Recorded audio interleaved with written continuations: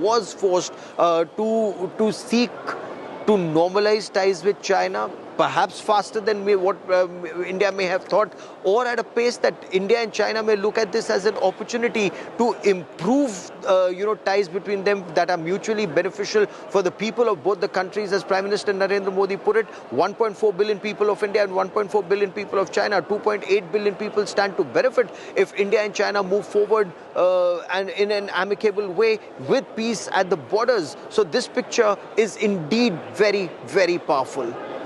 Gaurav, even after the photo op, the three leaders again had a quick chat, and it is also pertinent to note that just before Prime Minister Modi, it was Pakistan Prime Minister Shehbaz Sharif who was welcomed by Xi Jinping, but there was just a handshake and Pakistan Prime Minister moved on. But when it came to Prime Minister Modi and also Russian President, they had a quick chat. In fact, even after the photo op, the three leaders had a quick chat.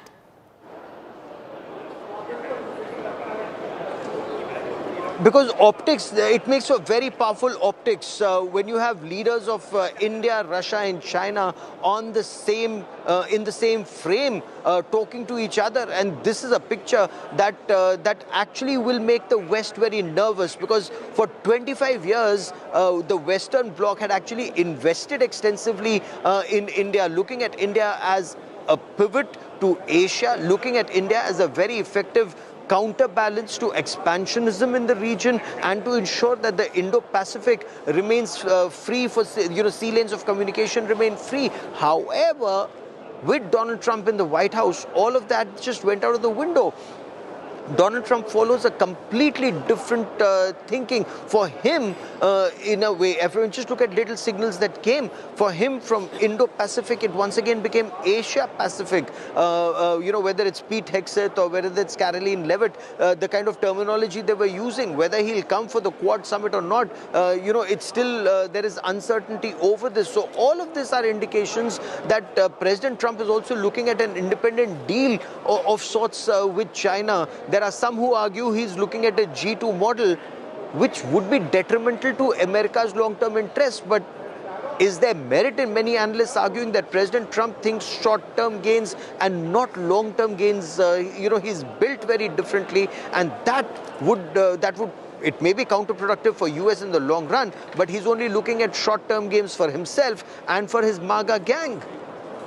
Absolutely. Gaurav, do stay with us. So the leaders have taken their seats for the SCO meet. That's Prime Minister Modi on your screens right now. All the leaders have taken their seats, and now the meeting will be beginning. Xi Jinping has started speaking. There will also be, Prime Minister Modi will also be addressing the SCO leaders. So the big update that is coming right now is that the SCO meet has started. Xi Jinping is currently addressing the leaders at the SCO meet, and Prime Minister Modi will also be addressing the leaders. Remember, just a while ago, while welcoming the leaders at the SCO meeting, there was this huddle between India, Prime Minister Narendra Modi, Chinese President Xi Jinping and Russian President Vladimir Putin, and they had a quick chat. And even after the photo op, there was this quick chat between the three leaders, and now the meeting has begun.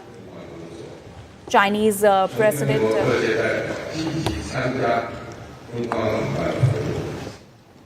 Xi Jinping is currently addressing the leaders. Gaurav, my colleague, continues to stay with us. Gaurav, is SCO emerging as the diplomatic face of the global south?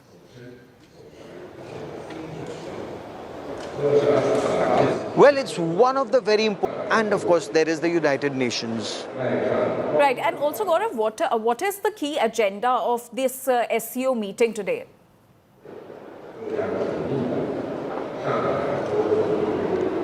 So this SCO summit here in Beijing, in Tianjin, has the developing world should have a bigger role to play in decision making. That's the message that SCO wants to give out. From the democratization of the process of decision making, is one very significant agenda of this. Economic cooperation, interlinking of economies of these countries. That's one very important agenda. Mutual trust, mutual benefit, the combating terrorism together. These are all very important aspects of the SCO Summit. So each year they have a different agenda, and this is the 25th year where they've opened up. So there are 26 heads of state, governments, organizations, including the United Nations, that Secretary General Antonio Guterres, who are represented here, and the entire effort of Shanghai Cooperation Organization, according to China, is to ensure that this Eurasian bloc has a much bigger say in global decision making. Gaurav, there have been talks about RIC as well, Russia, India and China. So is there a possibility for that as well?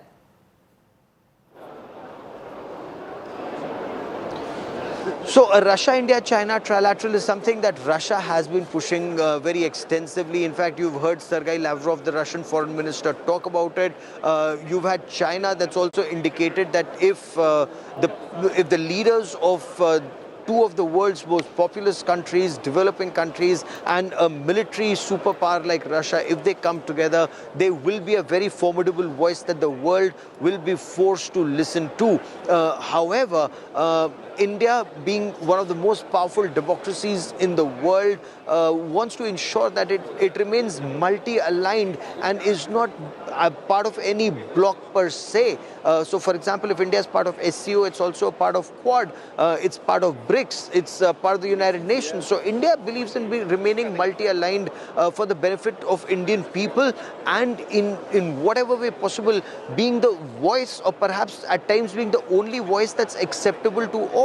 For example, Russia and Ukraine, which other world leader can go to both Russia and Ukraine, be respected and be trusted by both except India and India's Prime Minister Narendra Modi? Similarly, between Iran and Israel, two countries virtually at war, India is the only country that's respected both and trusted both in Israel and in Iran, and should there be a requirement, play a role in talking to both sides with no personal vested interests. Every other country may have vested interests. India does not have those vested interests except the civilizational philosophy of peace and Vasudhaiv Kutumbakam. So that's the point India has repeatedly made. There could be two countries that are at war, but India is friendly with both.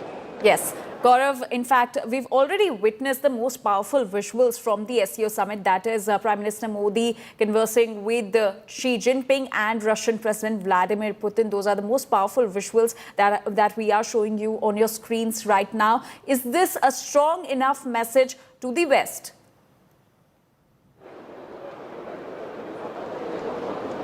The West certainly would be very apprehensive about their apprehension that India is being pulled closer or sucked into the China-Russia grasp. But India's point is, Russia has been a time-tested partner. That's a relationship that's held India in great stead, and the two countries, their mutual interests meet. When it comes to international relations, there's a very old saying that there are no permanent friends, there are no permanent enemies, there are only permanent national interests. And now we are looking at, I think the Chinese president, his speech is now coming here, being broadcast here at the media center. But if I may, so when you talk about permanent national interests, India's national interests are met with being close to Russia, and Russia's national interests are being met being close to India. The fact that Russia continues to buy Russian oil is a source of strength, even for a country like Russia, even though China buys much more, as do other countries across the world. But India is the most powerful democracy that continues to do so. That strengthens this partnership. The weapons and the systems that Russia has provided to India, the kind of support India has got from Russia, all of it shows it's a time-tested partnership. With China, there are some steps that are being taken. If borders remain peaceful, then sky's the limit for the relationship. But then China will have to do a lot more to build the trust that it talks about. Absolutely, Gaurav. As you rightly said, no, there are no permanent friends and no permanent enemies. Do you think the geopolitical situation will change immensely once this summit ends?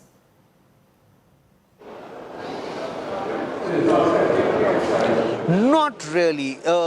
Signals do go out, but everyone knows ground realities. Like the West also knows, given the tensions that have been there at the borders between India and China, given the trade deficit that stands at a whopping $100 billion in China's favor, suddenly India and China cannot be friends. There is no reset in ties. The distrust is immense, and a distrust that's prevailed for decades. Prime Minister Narendra Modi in 2014, he really tried when he became Prime Minister to improve ties with China. But can I tell you something? The way China behaves, and whether there's been a Congress government or a BJP government, China, when the Chinese head of state visits India, or the Chinese premier visits India, or an Indian Prime Minister visits China, the same time Chinese troops carry out an incursion along the line of actual control.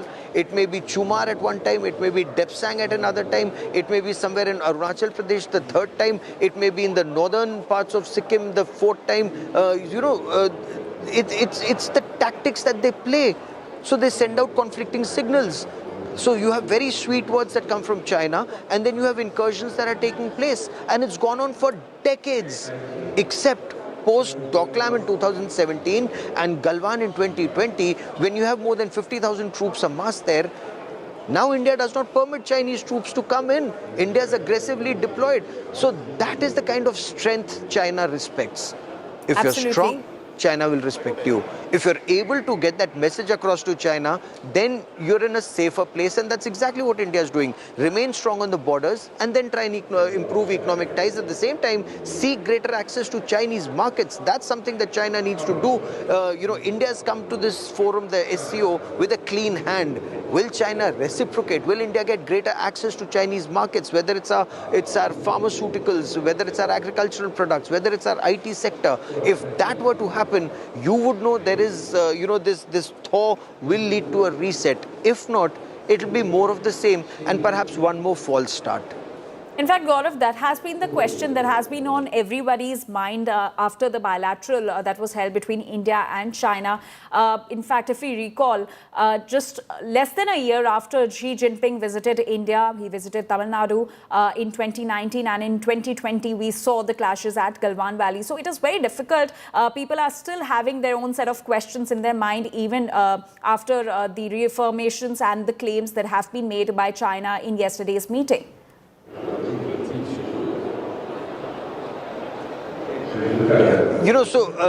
I was covering President Xi Jinping's visit to Sabarmati, to Gujarat in 2014. And, India literally laid out the red carpet. Prime Minister Narendra Modi visited, invited Xi Jinping and his wife, and they were on the banks of Sabarmati River. There was good music going on there. And suddenly reports came in of Chinese incursions in eastern Ladakh. And India's message to China was, what's happening in Ladakh leaves a bitter taste in the mouth and is not good for the relationship. Xi Jinping came back with that message, that incursion, the Chinese troops went back. Next time, they came in again.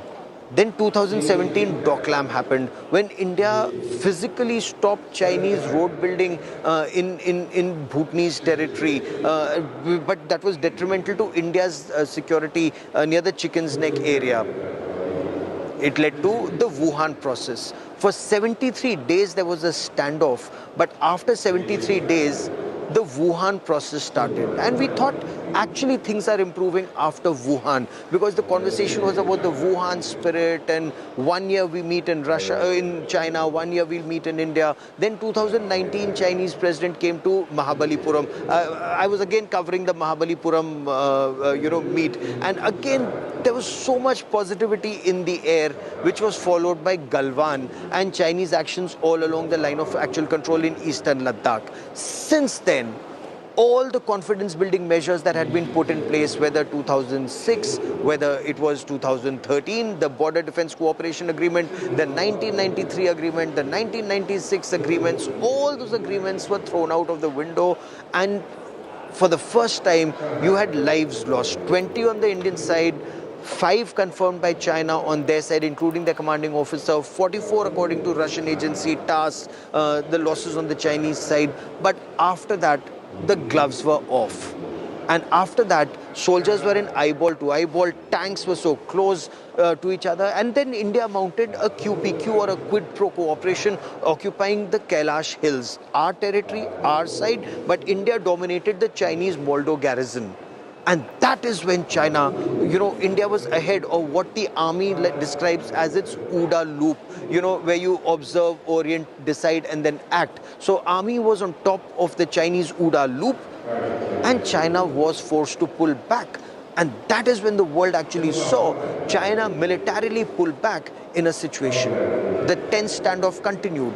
It continued till the time that the two heads of state and government met again on the sidelines of the BRICS summit in Kazan, and the remaining two friction points, they decided that there will be a pullback. So the disengagement has happened, but the de-escalation is yet to happen, and tensions remain. It's like a cold peace all along the LAC right now.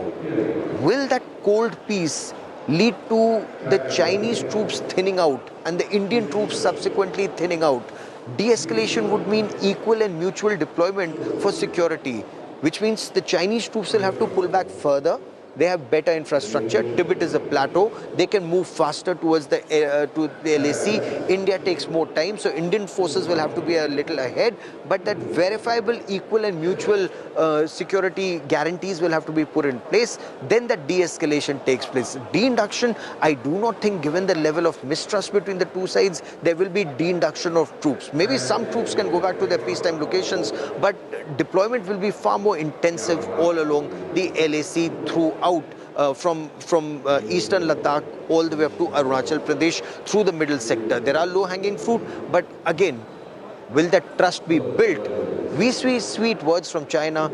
India is very clear now. We want to see sweet action on ground before that trust is rebuilt. Anjali. Absolutely, Gaurav. So will that trust be rebuilt is the question on everybody's mind. But Gaurav, do stay with us. So the SCO leaders meet is underway. You can see the visuals on your right now. Chinese President Xi Jinping is currently addressing the leaders. But what has grabbed everybody's eyeballs is the conversation that the three leaders, Indian Prime Minister Narendra Modi, Chinese President Xi Jinping and Russian President Vladimir Putin had just before the SCO meet started. While Xi Jinping was welcoming the leaders at the venue, there was this quick chat between the three leaders. We're constantly showing you the visuals that has grabbed eyeballs and is also going to send out a strong message. Now, these are the powerful visuals that everybody was waiting for since the SCO Summit started. These are the visuals that were much anticipated. And remember, this comes just before the big bilateral between India and Russia. Gaurav continues to stay with us. Gaurav, can this be seen just as a trailer right before the big bilateral between India and Russia today? The India-Russia bilateral promises to be a very positive one, is what sources are telling India today. It's a very significant meeting. Whenever Prime Minister Narendra Modi and the Russian President Vladimir Putin meet, there's something positive that emerges from it. They have great personal chemistry, a great personal bond. They're two very strong leaders and two very strong leaders who respect and trust each other. In fact, there are Russian analysts who say there are very few people the Russian president trusts, and Prime Minister Narendra Modi is one of those who he implicitly trusts and respects. This is something that I had also heard, when we traveled to Tokyo in 2014. Then Prime Minister late Shinzo Abe, only three leaders he followed internationally on social media platforms, and Prime Minister Narendra Modi is one person he trusted a lot. And that trust actually has transformed into India-Japan being very close, trusted, friends. Prime Minister, before he came to China, he spent time in Japan. And that leg of his meeting, according to sources, has been extremely significant. There is a big economic cooperation agreement, investment of more than $60 billion in India. There is movement of skilled and semi-skilled labor from India to Japan, and Japan needs a lot of manpower. Given a lot of effort needs to be put in. One, their population is on the decline. Two, they need skilled manpower that they can trust. Excuse me. with Japan trusting people who comes into their society, who comes into their territory, and whether they will contribute positively to Japan's economy, to their society, to their state. That's very important. And they trust India, they trust Indians. So that movement of skilled and semi-skilled labor is big. The space cooperation, science and technology cooperation, cooperation in the field of electronics, strategic cooperation, military cooperation, shipbuilding cooperation, all of that is huge between India and Japan.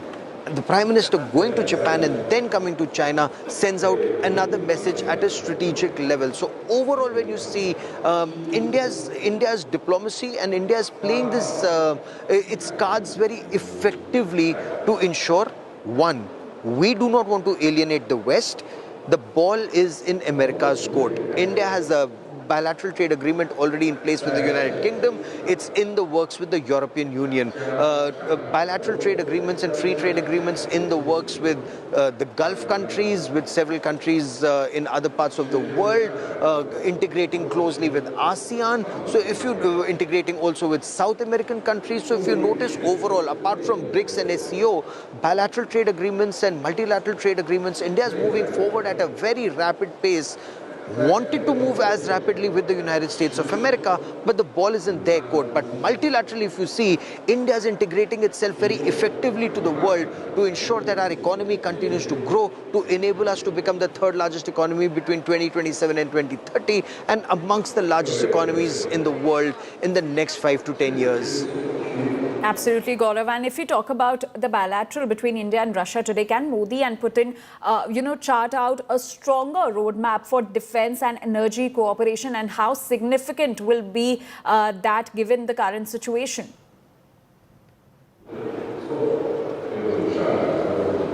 Oh, absolutely. This meeting, of course, will not be so much in depth about defense cooperation. One you meet and greet, you get to know each other better, you interact with each other better, you review the progress of various measures that you've already undertaken. But when he comes to India later this year, President Putin is likely to be in India in December this year. That is when we expect big ticket announcements, not just on defense procurement, but India's new mantra of defense manufacturing in India, transfer of technology in India, and setting up of units in India, manufacturing units in India. That is India's big effort, and we shall see perhaps, there are a lot of works, projects in the works.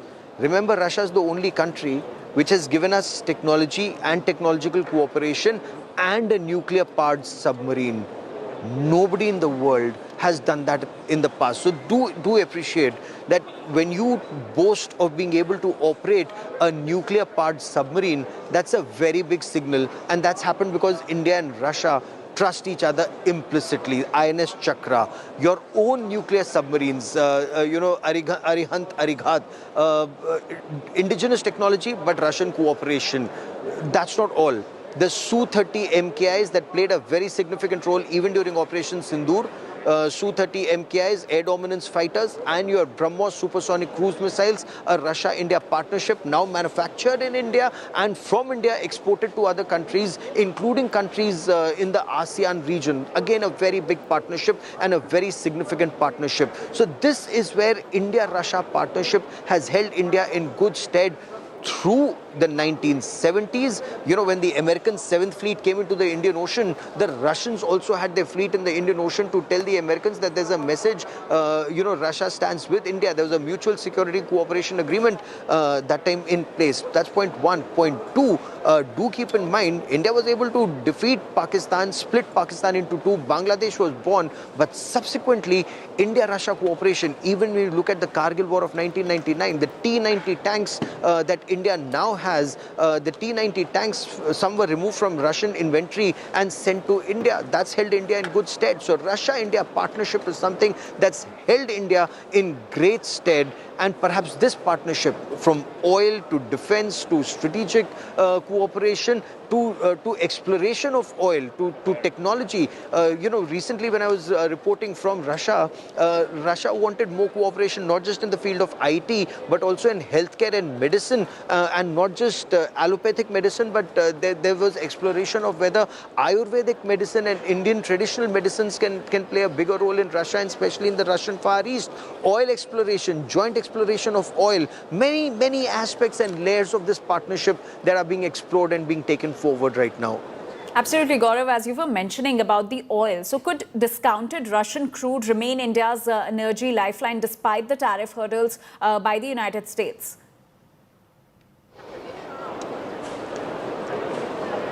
So recently when I was interviewing Petroleum Minister Hardeep Puri, he spoke of how India had diversified, our basket from and our oil procurement wasn't restricted to any one bloc, any one region and any one country. From I think 22 countries expanded to 27. Now we've crossed 40 countries from where we meet our oil requirements. And Russia, it was the Biden administration that actually urged India to increase procurement of oil from Russia so that you could stabilize global prices, refine the Russian crude oil and then re-export it, and then export it to Europe, to America, to other countries in the world. That would help stabilize prices across the world, and that's exactly what India was doing. And suddenly, when administration changes in the United States of America, and do remember there are no sanctions on Russian oil, there is just a $60 barrel price cap. India maintains that procurement under that price cap. It's India that's able to negotiate with Russia and get oil at a discounted rate, whether it's private refiners or state-run entities. It holds India in good stead. If 80 crore people India is able to feed in a very difficult situation, and that's a point that India has repeatedly made to Europe. Nobody is standing in a queue for food like in Western countries because food is being provided through direct benefit transfer in our country. That's something that the West actually talks about emulating in good times, but now is threatening us in these times. So India is not buckling under pressure. Will India increase procurement of oil or decrease it? It depends on circumstances. There are many circumstances at play. India's ambassador to Russia had made it very clear, Ambassador Vinay Kumar, that in case we require that oil, we will take it. In case our companies require it, they will take it. Markets will dictate that. Geopolitics has a role to play. If we were to get a good deal out of America, it depends on what transpires, but those are diplomatic negotiations that take place. Right now, it serves India to buy that oil, and India will continue to buy that oil. That's the point India has made. Gaurav, so the question is that can India balance closer ties with Moscow without antagonizing United States?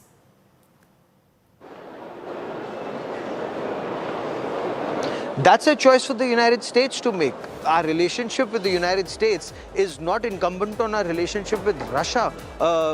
India has repeatedly raised the point of American support to Pakistan, but America made Pakistan its closest non-NATO ally.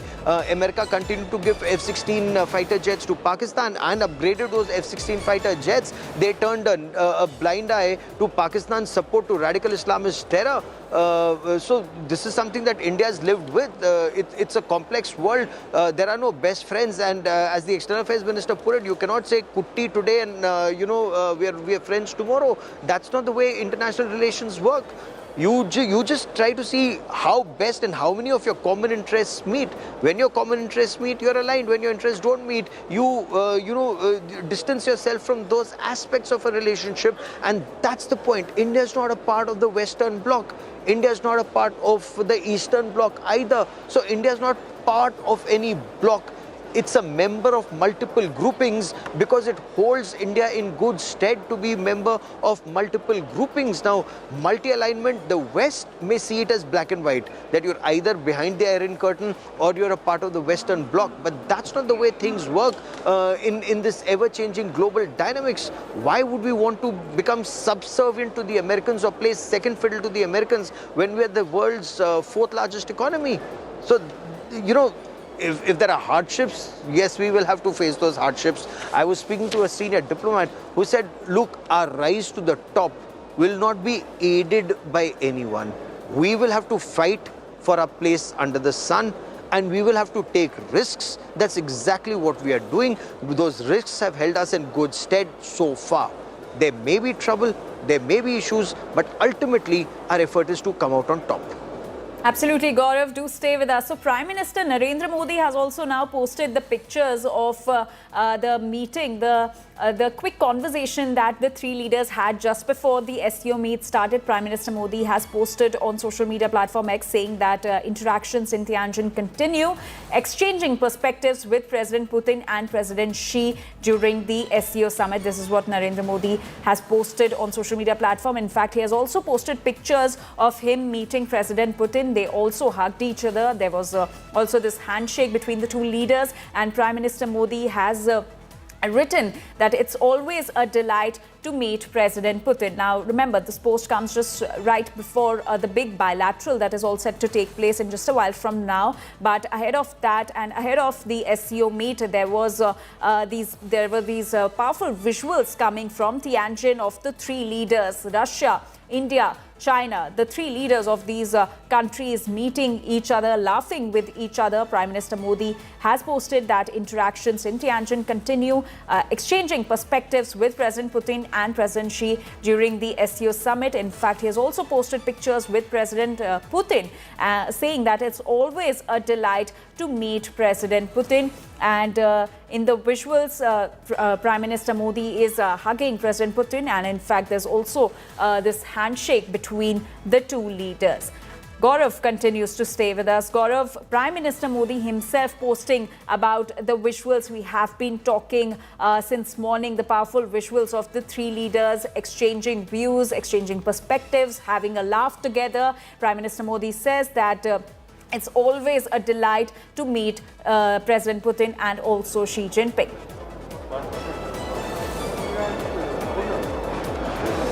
It indeed is three very powerful leaders, and a picture that will make the West very uncomfortable when these pictures, and in this interconnected world, these pictures will be viral already. And within minutes from now, you'll start getting reactions from almost across the world. There'll be commentators who will be very upset in the West. You've already heard leaders like Peter Navarro, the U.S. advisor on trade, Donald Trump's advisor, and one of his key men. He's already accusing India, as are several Americans, of India, hugging military. They may want to use terminology as military leaders or dictators or words to that effect. But the fact remains, West is uncomfortable. But do keep in mind, West has done exactly the same thing when it suited them. CIA has supported every dictator almost across the world. Presidents of the United States, from Zia-ul Haq to Pervez Musharraf, they've dealt with dictators. In Pakistan, felt more comfortable with dictators. Very recently, even Donald Trump was wining and dining General Asim Munir at the White House for a cryptocurrency and minerals deal and oil deal, either in Baluchistan or in the Arabian Sea off the coast of Pakistan. So, it's a bit rich for the Americans to try and talk down, but so far, their narrative would prevail. Right now, they're very unnerved because their narrative is being countered, and countered very effectively across the world. If 25 years America was investing in the Indo-Pacific or a relationship with India for a free and open Indo-Pacific, and suddenly Donald Trump does a U-turn on this, what does this indicate? Now, those are issues that are suddenly being raised, and those are issues that are being raised by the Democrats in the United States of America. They're being raised by other democracies across Europe that are questioning Donald Trump. Does he have a major role to play in pushing India closer to Russia and to China? Well, Russia, traditionally, India has been very, very close to Russia. So no two ways about it. Russia has been a close strategic partner. But with China, well, there has been a kind of a rejig of relationship post BRICS in Kazan 2024. But that Kazan spirit predates all these tariffs and talk of sanctions and 25% additional tariffs that have been put in place. But then there is a rejig because India's main interest is to ensure that in the lives of Indian people, prices in India are kept down and Indian interests are best protected. And that will not be better protected if there are 25% additional tariffs on India, or if India were not to buy cheap discounted oil from Russia, but were to buy oil prices incidentally. We're buying it at under $60 a barrel. The discounted rate is even lower. When the war started, do remember, global oil prices had shot up to $200 a barrel, and then those prices would have gone through the roof for the world and for India had India not bought that discounted oil, Anjali, from Russia. Absolutely, Gaurav. In fact, some more pictures are emerging from before the SCO meeting, and in these pictures, we'll show these pictures shortly, but in these pictures, Shehbaz Sharif can be seen looking on as Prime Minister Modi has this quick chat with Chinese President Xi Jinping, Russian President Vladimir Putin. There's Shehbaz Sharif also present. He's being sidelined. He is looking on as these three powerful leaders talk to each other, share, laugh. And Gaurav, China has been considered close to Pakistan. But today what we saw is that Shehbaz Sharif just shaking hands and then moving on. And then comes Prime Minister Modi, who shakes hand with Xi Jinping and also has this quick conversation. And not just Prime Minister Modi and Xi Jinping, but they were also accompanied by Russian President Vladimir Putin. So are the dynamics changing?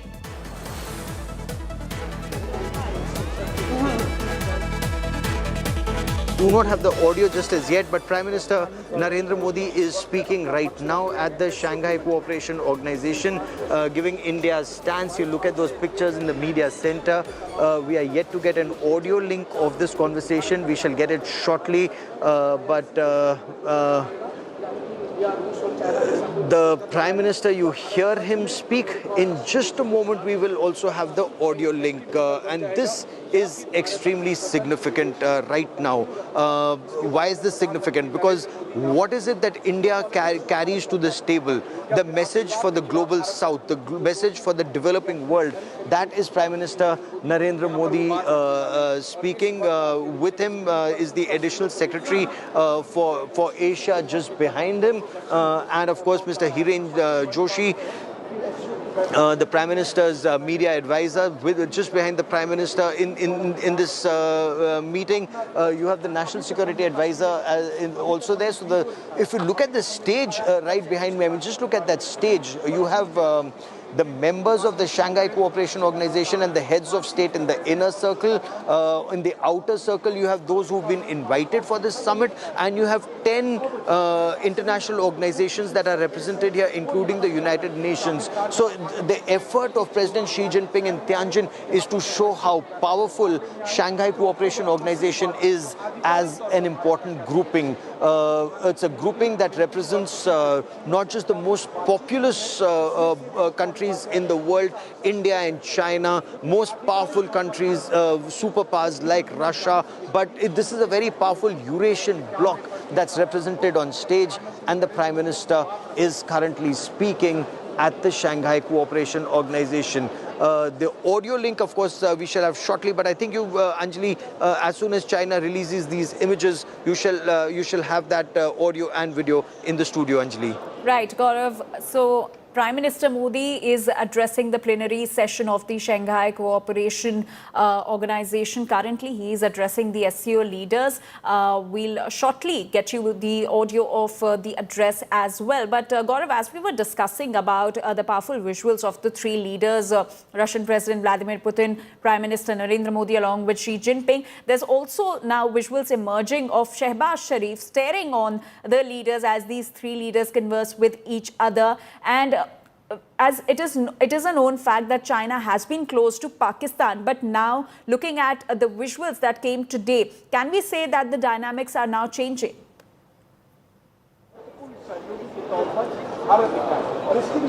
Well, China continues to use Pakistan to destabilize India.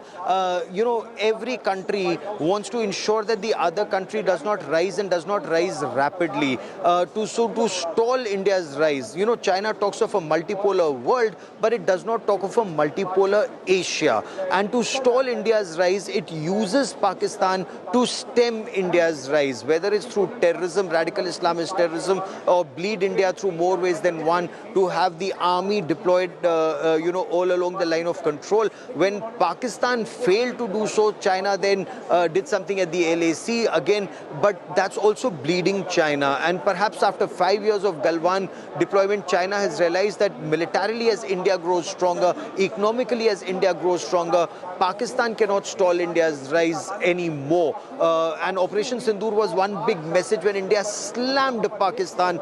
11 air bases, 6 radar stations, 9 terror camps, all the HQ-16 and HQ-9 systems, the PL-15s, the JHC-10s, the JF-17s of the Chinese Air Force, all of them put together, including intelligence support, aviation support, all sorts of support that came. India still emerged on top. So India is rising. Now the effort is to engage when possible, contain when possible. That's the kind of twin-pronged offensive that China seems to be adopting. So they will not stop support to Pakistan. They want to use the Belt and Road Initiative, the China-Pakistan Economic Corridor, to have access to the Arabian Sea and the Indian Ocean region, because the Malacca Straits is a choke point for China, a choke point that India dominates, and China realizes that, and that is why it's not only making various bases, that string of pearls all around India, but also increasing its inroads in Africa and West Asia. So all along, China is trying to counterbalance, India's strength in the Indian Ocean region, and that is why it will not stop its support for Pakistan for access to the Gwadar port and the Belt and Road Initiative China-Pakistan Economic Corridor. Right, Gaurav, talking about the India-China ties, how did China view the bilateral between Prime Minister Modi and Xi Jinping that was held yesterday? So Chinese media and analysts have been all praised for Prime Minister Narendra Modi standing up to American bullying. They've praised India for the economy rising, and they've been talking about how India and China, if they were to operate together, if they were to work together, if they were able to sink their differences, it will benefit the 2.8 billion people of the region, as Prime Minister Narendra Modi also put it. However, they too would want India to, they would want China to be this big, powerful dragon and India to be that ambling elephant. And that's the point India repeatedly makes, that India's rise so far has been spectacular. The aim is to even take it higher, and our national animal is the tiger. So it's like that roaring tiger of our economy, of our military strength that we saw not just in Galwan but Operation Sindoor. So India's roaring like the tiger and moving forward very emphatically. So that's the point India is repeatedly making to the world. China wants to see us out of that American, that close strategic bond and partnership that was worrying China. 25 years of that had worried China. Now they're hoping that ties with India, when India-America ties are not all that well, they're hoping to draw India closer to China and hope that there would be a counterbalance. Remains to be seen, because India is very good at this deft diplomacy. We want good ties with China. We want good ties with America. Let's see how things pan out in the months and years ahead. But a lot would also depend on how Donald Trump were to react to what's happening right now and in the weeks and months ahead. If he sees reason, then things, even in this region, will come back on an even keel. Absolutely. Gaurav, do stay with us. So the SCO meet is currently underway. Prime Minister Modi addressed the SCO leaders. Currently, Russian President Vladimir Putin is speaking at the meeting. So President Xi Jinping was the first one to address the leaders, and Prime Minister Modi had also addressed the plenary session of the Shanghai Cooperation Organization, which is currently underway. These are the visuals of the meeting, and you can see all the SCO leaders over there. Prime Minister Modi already addressed the SCO leaders, and currently Russian President Vladimir Putin is addressing the leaders.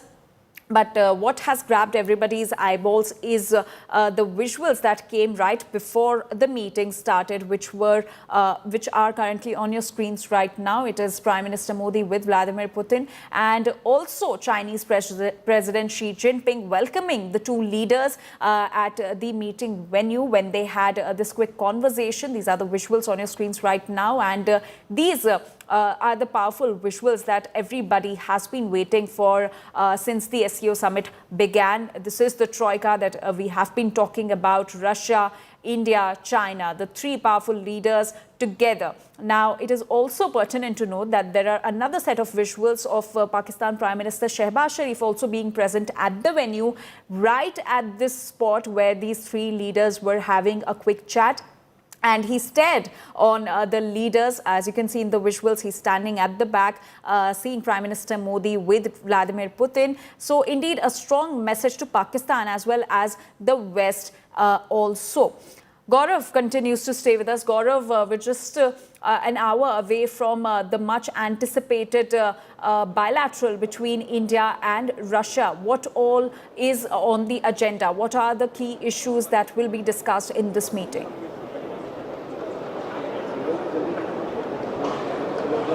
So Prime Minister Narendra Modi and the Russian President Vladimir Putin will review their relationship. The overall relationship between the two countries will be reviewed when they meet. It's not a very long meeting. It's after the main Shanghai Cooperation Organization summit will the two leaders meet, and an overall review. An invitation, of course, has already been extended to President Putin to visit India. He is visiting India in December this year for the annual strategic bilateral summit. Point 2, point 3, global issues, regional issues, bilateral issues, a quick review of that. When it comes to military and strategic ties between the two countries, there's some conversation that's happening at the levels of our bureaucrats, our diplomats, our generals.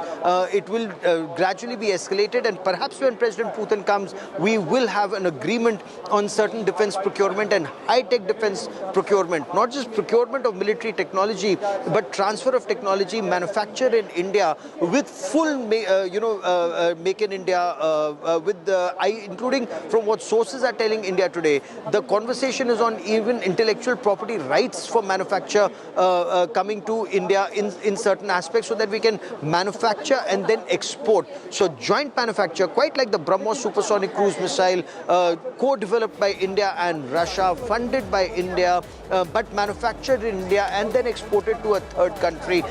Those are some of the areas that India and Russia are right now in some instances exploring, in some cases in advanced stages of negotiations for those technologies to come to India, and that will hold India in good stead. Remember, these dedicated defense corridors that are coming up in various parts of our country, and especially when you have a BrahMos ecosystem or an industry coming up in Uttar Pradesh. There's one coming up in Tamil Nadu. So in both these sectors, there's talk of more Russian cooperation for more Russian military technology to come to India. Right, Gaurav, as we were also discussing about Vladimir Putin's visit to India in December, and as we were also discussing that a big announcement could be expected at that time. So can today's meeting lay the groundwork for the big announcements that can be expected in the meeting scheduled later this year? So some of it would be reviewed at the summit level, because when you have the heads of state and government, and right now you have the president of Iran who's speaking, again becomes very significant. Iran is a country that's been facing immense sanctions from the West, but Iran is a country that's maintained great relations with Russia, with China, with India. Again, when President Masoud Pezeshkian, and I'll once again take you back to the Kazan summit, just as he was sworn in as President of Iran, he came to Prime Minister Narendra Modi's hotel to meet him. They had an extensive interaction, and again, India and Iran have had civilizational ties, very close civilizational ties, very good people-to-people cooperation, a relationship that's held both Iran and India in good stead, and India has stood by Iran. Now, it's only when sanctions were imposed on Iran that India reduced and then curtailed oil procurement. However, again, this is the relationship that India and Iran have both treasured. So you have the Iranian president who's currently speaking. Even when this crisis happened, India repeatedly kept in touch with the leadership in Iran. So when you look at even the Shanghai Cooperation Organization as a bloc, historically, India has had very, very strong relations with multiple member countries of the SCO. And this is a relationship. Like even yesterday evening, you saw how warmly various heads of state and government were interacting with Prime Minister Narendra Modi. In fact, when he was talking to the Prime Minister of Egypt, he recalled his visit to Egypt, the conversations that he had in Egypt. Again, very strong civilizational ties that India and Egypt have had historically and civilizationally is something that both the countries have talked about. His interaction with leaders from various parts of the Eurasian bloc, from Kazakhstan to Kyrgyzstan to Uzbekistan to Tajikistan. The Prime Minister has talked about historical and civilizational relations from those times, and how the North-South corridor, the Chabahar port, the North-South corridor, all of that India is trying to increase our cooperation with. And why? Trade, energy. Now that's the fuel that is fueling the relationship between India and the region. Right. Gaurav, also, what could be the potential challenges for strengthening the India-Russia ties? We're already witnessing the 50% tariffs that have been imposed by the United States on India for buying crude oil from Russia.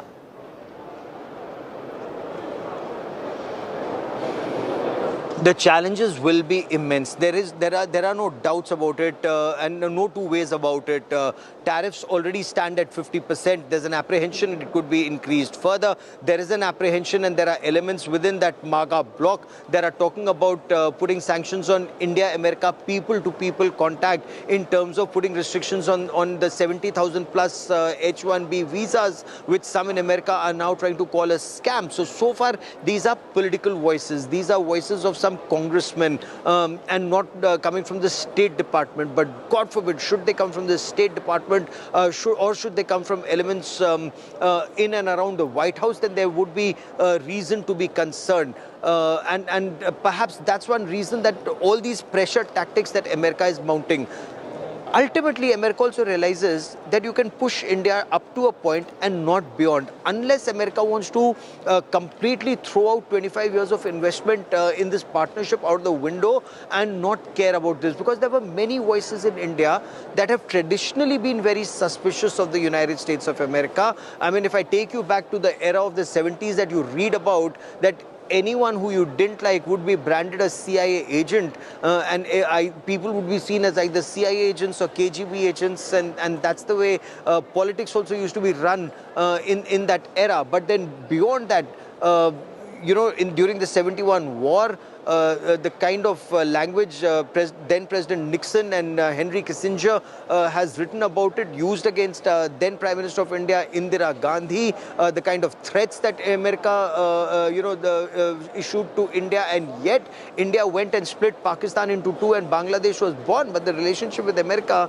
was not on an even keel. But subsequently things started improving, and especially when Atal Bihari Vajpayee was the Prime Minister and Bill Clinton was in the White House in the United States of America. So interactions between late Jaswant Singh and Strobe Talbot, that led to relationship between America and India completely changing after the Kargil War of 1999, when President Clinton told Pakistan that he needs to withdraw. Nawaz Sharif on the 4th of July 1999 went running to the United States of America when India had started pounding Pakistani bases that time, of course, all on our side of the border, but using the Mirage 2000 fighter jets and 155mm Bofors howitzers.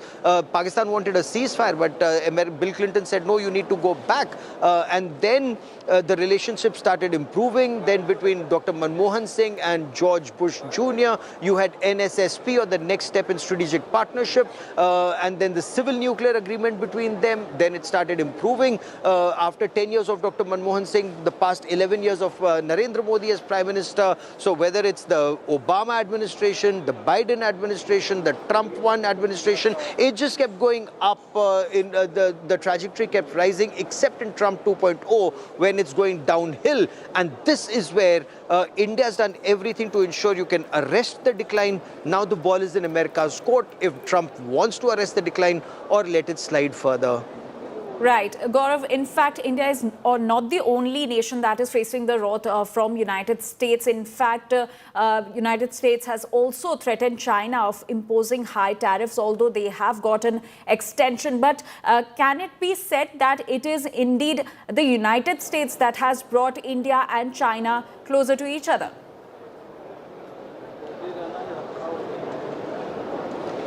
Well, India was trying to improve relations with China from Kazan 2024 itself. On the sidelines of BRICS Kazan, India's efforts were that we have to improve ties with China, and China felt the same as, excuse me, Wang Yi, the foreign minister and member of the Politburo, recently said that the recent skirmishes and tensions at the borders are not in the interests of people of India and China. So they too want to improve ties with India, and that predates the American sanctions. But be that as it may, the American sanctions or imposition of tariffs have speeded up that process of trying to improve ties with China. Point one. Point two, because China has leverage, China stopped the supply of rare earth material and magnets to the United States of America, and that's the time that America gave China this 90-day reprieve to be able to work out some kind of an agreement. That reprieve, whether that comes or not, whether that agreement happens or not, but Donald Trump furiously backpedaled, and that is why some in America use a term called taco Trump.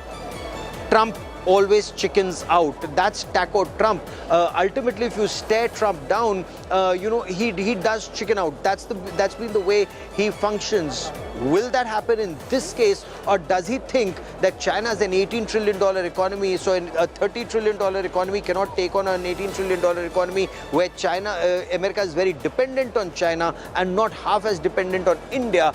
That remains to be seen. So, there's intense jockeying that's still happening right now, but India is not buckling under pressure. So some inroads that America seeks into India, except in the field of agriculture and dairy, that's when India says no compromise, but agriculture, dairy and fisheries. But otherwise, India is, trying to accommodate America as much as possible, including having reduced some oil intake from Russia. But Trump wants more, and that's when India drew the red line. You cannot keep buckling under pressure, because the moment you give in to the bully once, then he will repeatedly bully you. India has just made our red lines very clear. Absolutely, Gaurav. In fact, we have this big update coming from the SCO meet, where China's President Xi Jinping has slammed the bullying behavior in world order at the summit, attended by more than 20 world leaders, including Russian President Vladimir Putin and Prime Minister Narendra Modi. Xi Jinping said that we uphold justice and fairness and oppose hegemony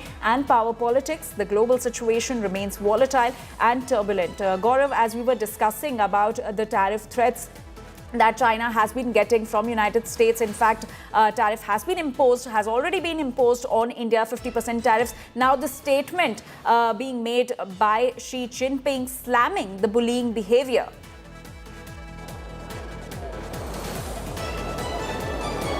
You're absolutely right. Now, do keep this in mind. China wants to show that this entire bloc is being bullied, because sanctions have been imposed virtually on every country. Some have accepted it, some including countries like the European Union, South Korea, they've pledged a lot of money. China claimed Japan had pledged over $500 investment in the United States of America. Japan furiously backpedaled, and Japan-US ties are also not on an even keel right now. Now, in all of this, what is China's effort? China's effort is to show that it's able to rally the Shanghai Cooperation Organization countries. It's being able to rally this entire bloc to say American sanctions are unacceptable, they're unjust, and they're countering it. However, it remains to be seen what the final wording of the joint declaration is, because the joint declaration is very carefully worded. Every country, every member country has an equal voice and an equal vote. Do keep in mind, you'd recall you and I were having a conversation about it during the defense ministers meet. There wasn't an agreement because an organization that has been formed to counter terrorism and extremism, there was no mention of Pahalgam and cross-border terrorism, and India refused to sign the joint declaration. Defense Minister Rajnath Singh chose not to sign the Tianjin Defense Ministers Declaration, and that is why there was no joint declaration that time. So that is something that is extremely significant, the final terminology that is used in the joint declaration that comes out.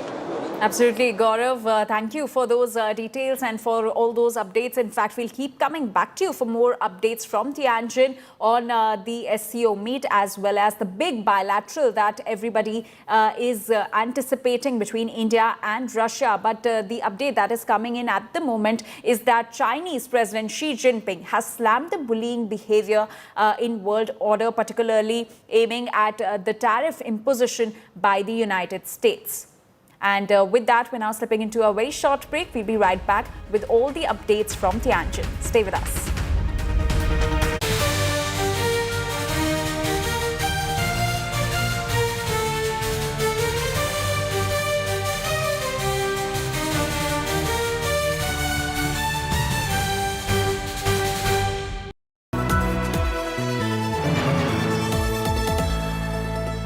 Moto G96 5G. All eyes on you.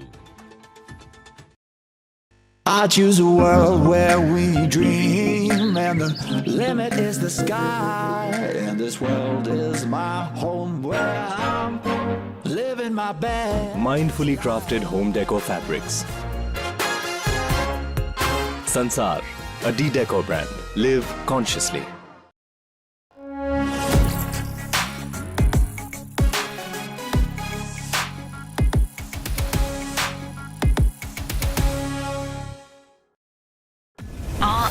How is he always winning? Gotta have some spin, never bend, dripping, like so clean. Moto G96 5G. All eyes on you. Hello, Moto.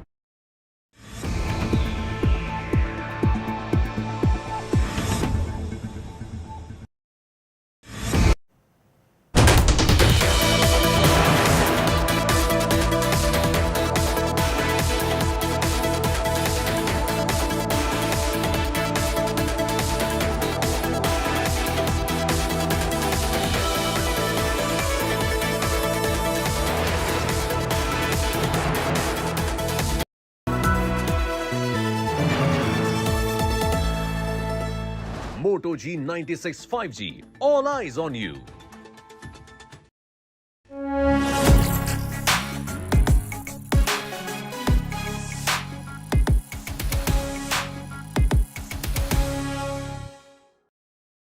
All eyes. How is he always winning?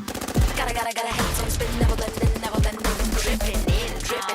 dripping, like so clean. Moto G96 5G. All eyes on you.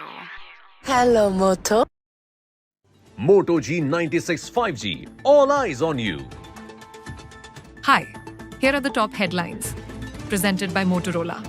PM Modi raises terrorism issue in talks with Chinese President Xi Jinping. Indian NGO for Girls' Education wins 2025 Raymond Magsaysay Award.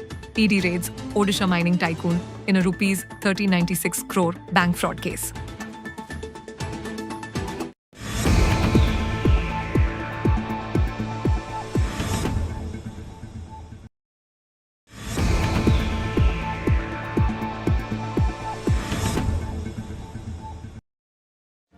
Make your media plan smarter with India Today Live TV on your connected devices.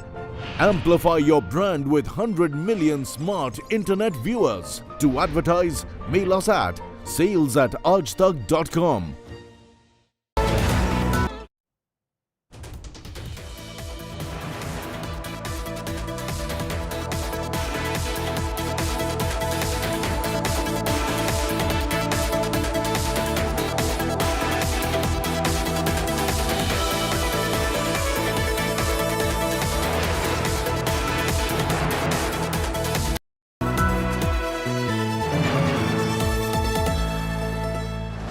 Moto G96 5G. All eyes on you.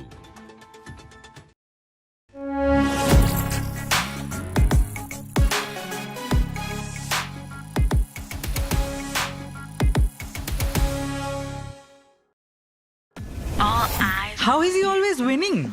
Gotta have some spin, never blending. Dripping in, dripping like so clean. Moto G96 5G. All eyes on you. Hello, Moto. Beat the Doklam Standoff 2017. From Doklam now to the Finger Four area along the Pangong Tso Lake in Ladakh, there was a scuffle and stone pelting by Chinese border guards. To tracking the Wuhan thaw. Quickly cut across to Wuhan in central China. Prime Minister Narendra Modi shaking hands with the Chinese President Xi Jinping. From Mahabalipuram Initiative Prime Minister Narendra Modi to receive the Chinese President Xi Jinping here at Mamlapuram. to the 2020 Galwan standoff. There is tremendous trust deficit between India and China.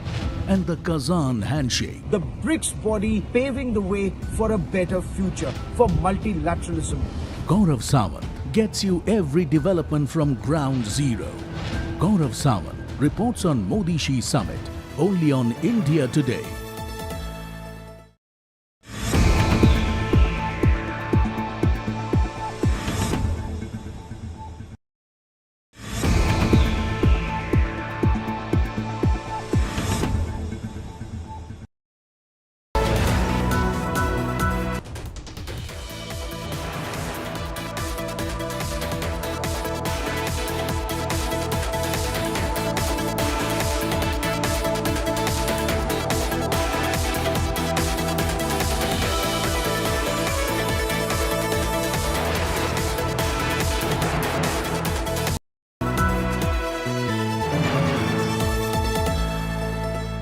Moto G96 5G. All eyes on you.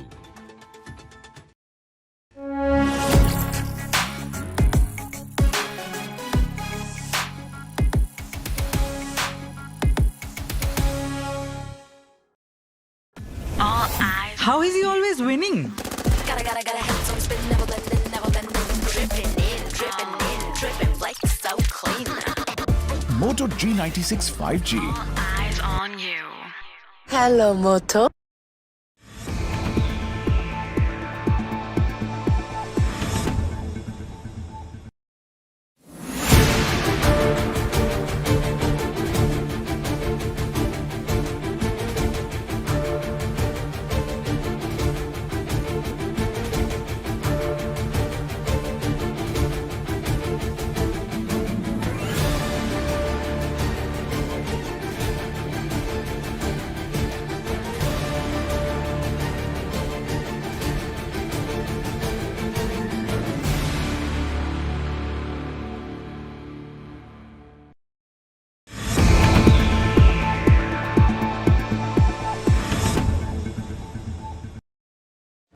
Make your media plan smarter with India Today Live TV on your connected devices. Amplify your brand with 100 million smart internet viewers. To advertise, mail us at sales@aajtak.com.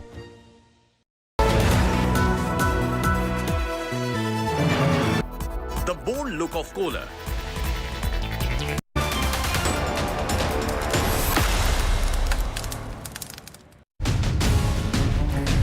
Good morning, viewers. This is our special broadcast as Prime Minister Modi begins his much anticipated address at the SCO Summit. But few minutes ago, it was this image which is being watched very closely, and it is being read in multiple ways. The meeting between Prime Minister Modi, Xi Jinping and Vladimir Putin at the SCO Summit in Tianjin was more than just a gathering of three powerful world leaders. It was a masterful display of coordinated diplomacy, a united message broadcasted to the West that the rising powers of Asia and Eurasia are determined to chart their own course. In the grand halls of Tianjin, as these leaders shook hands, shared laughs, and spoke candidly, the symbolism was unmistakable. No longer rivals, but partners with shared interests and a vision for a more multipolar order. It's being called the Tianjin moment. Three leaders representing the world's largest democracy, its most populous nation, and a resurgent Eurasian power sit together side by side, refusing to be defined by old divisions or Western expectations. Believe you me, this is the image which is being watched very, very closely. Global headlines are swirling with the shadow of Trump's tariffs and renewed strategic competition. Prime Minister Modi, Xi Jinping, and Vladimir Putin have spoken in one voice. The era of Western economic hegemony and unilateral power is fading. Their handshake is not just about regional security or trade, it's about respect for sovereignty, local priorities, and the right of every nation to have a seat at the table, not as junior partners, but as architects of their own futures. This is our top focus, even as we wait for the big headlines to emerge from the Prime Minister's address at the SCO Summit. Let me bring in Geeta Mohan, who's joining me now, and also Gaurav Sawant. Also on this special broadcast is Ambassador Veena Sikri, Seema Sirohi, columnist and author, and Ambassador Anil Trigunayath. But first up, let me bring in Geeta. Geeta, every frame in that interaction which has happened is being watched. We were all waiting for that, and it has emerged.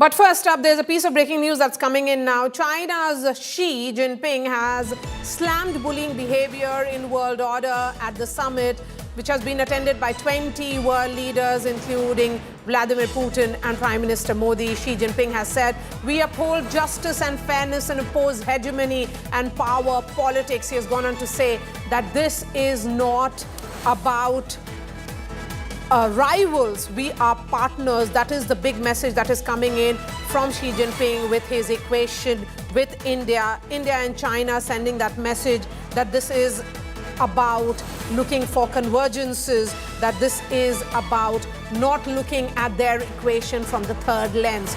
The global situation, remember, remains volatile and turbulent. Xi Jinping saying that all SCO members are friends and partners and they are not rivals.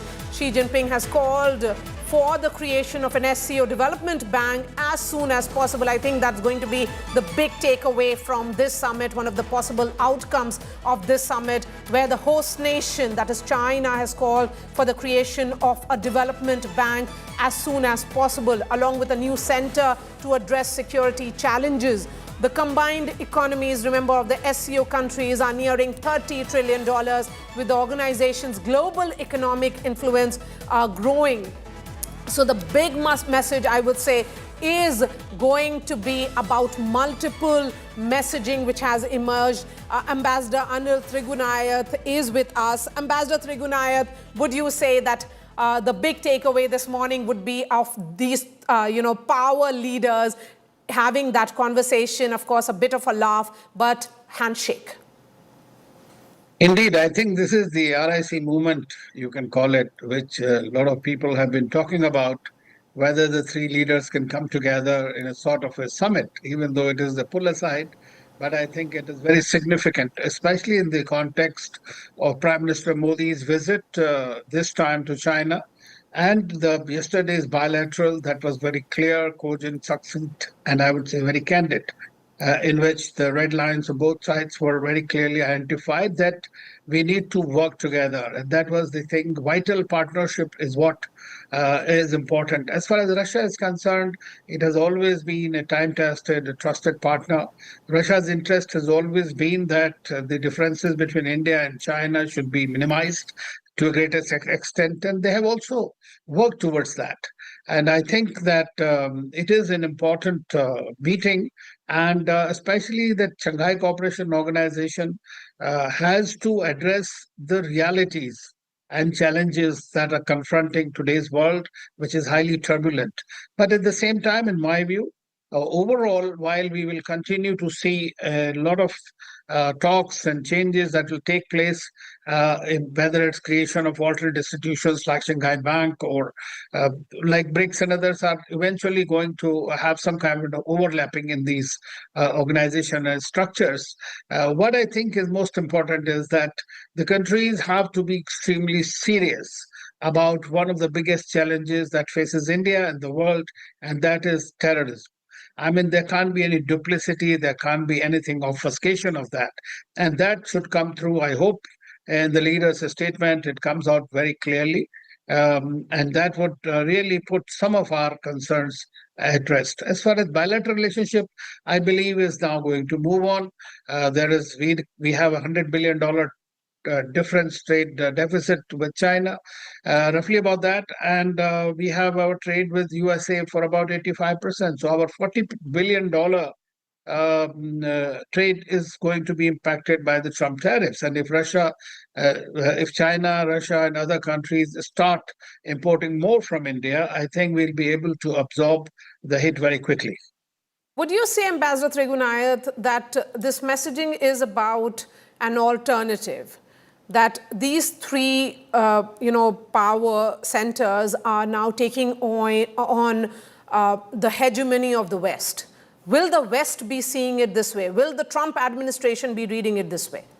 Well, let me tell you one thing, that when Prime Minister Primakov of Russia had envisaged this RIC partnership, Russia, India, China, and I was in Russia at the time, and I think that at that time, India's perception was that we cannot be seen as a part of a bloc.